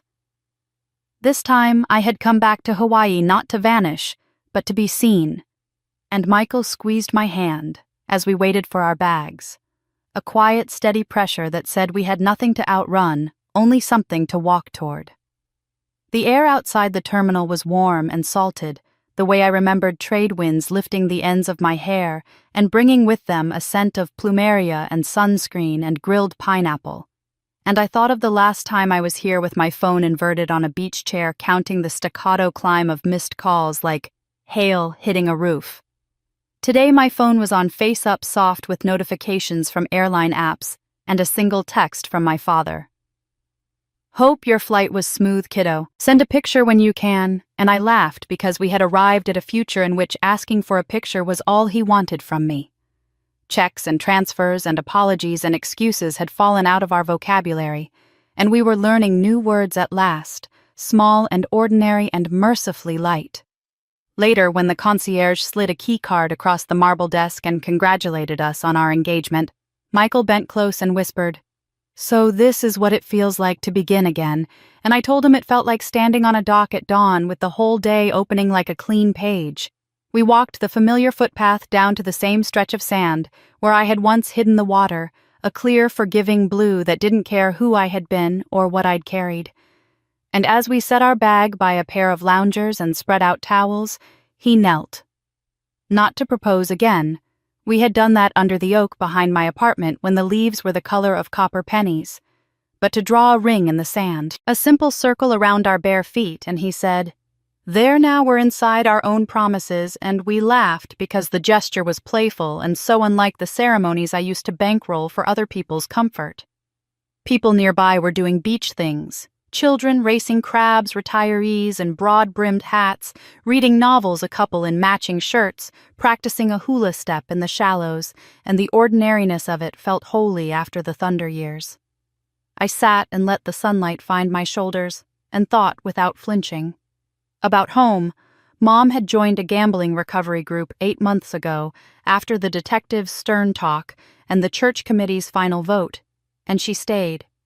Twice a week, she sits in a circle in the basement of an old community center with folding chairs and a stale coffee urn, and she says her name and tells the truth about the itch in her fingers and the way the room used to tilt when she thought of jackpots. She also rings up groceries at a neighborhood market 2 towns over, where no one knows her maiden name brings home dented cans with discounted stickers and recipes that make sense on a paycheck. And when she calls me now, she talks about customers and the rhythm of scanning barcodes and how tired feet can be a thank you when money is honest, and she never once asks for my card.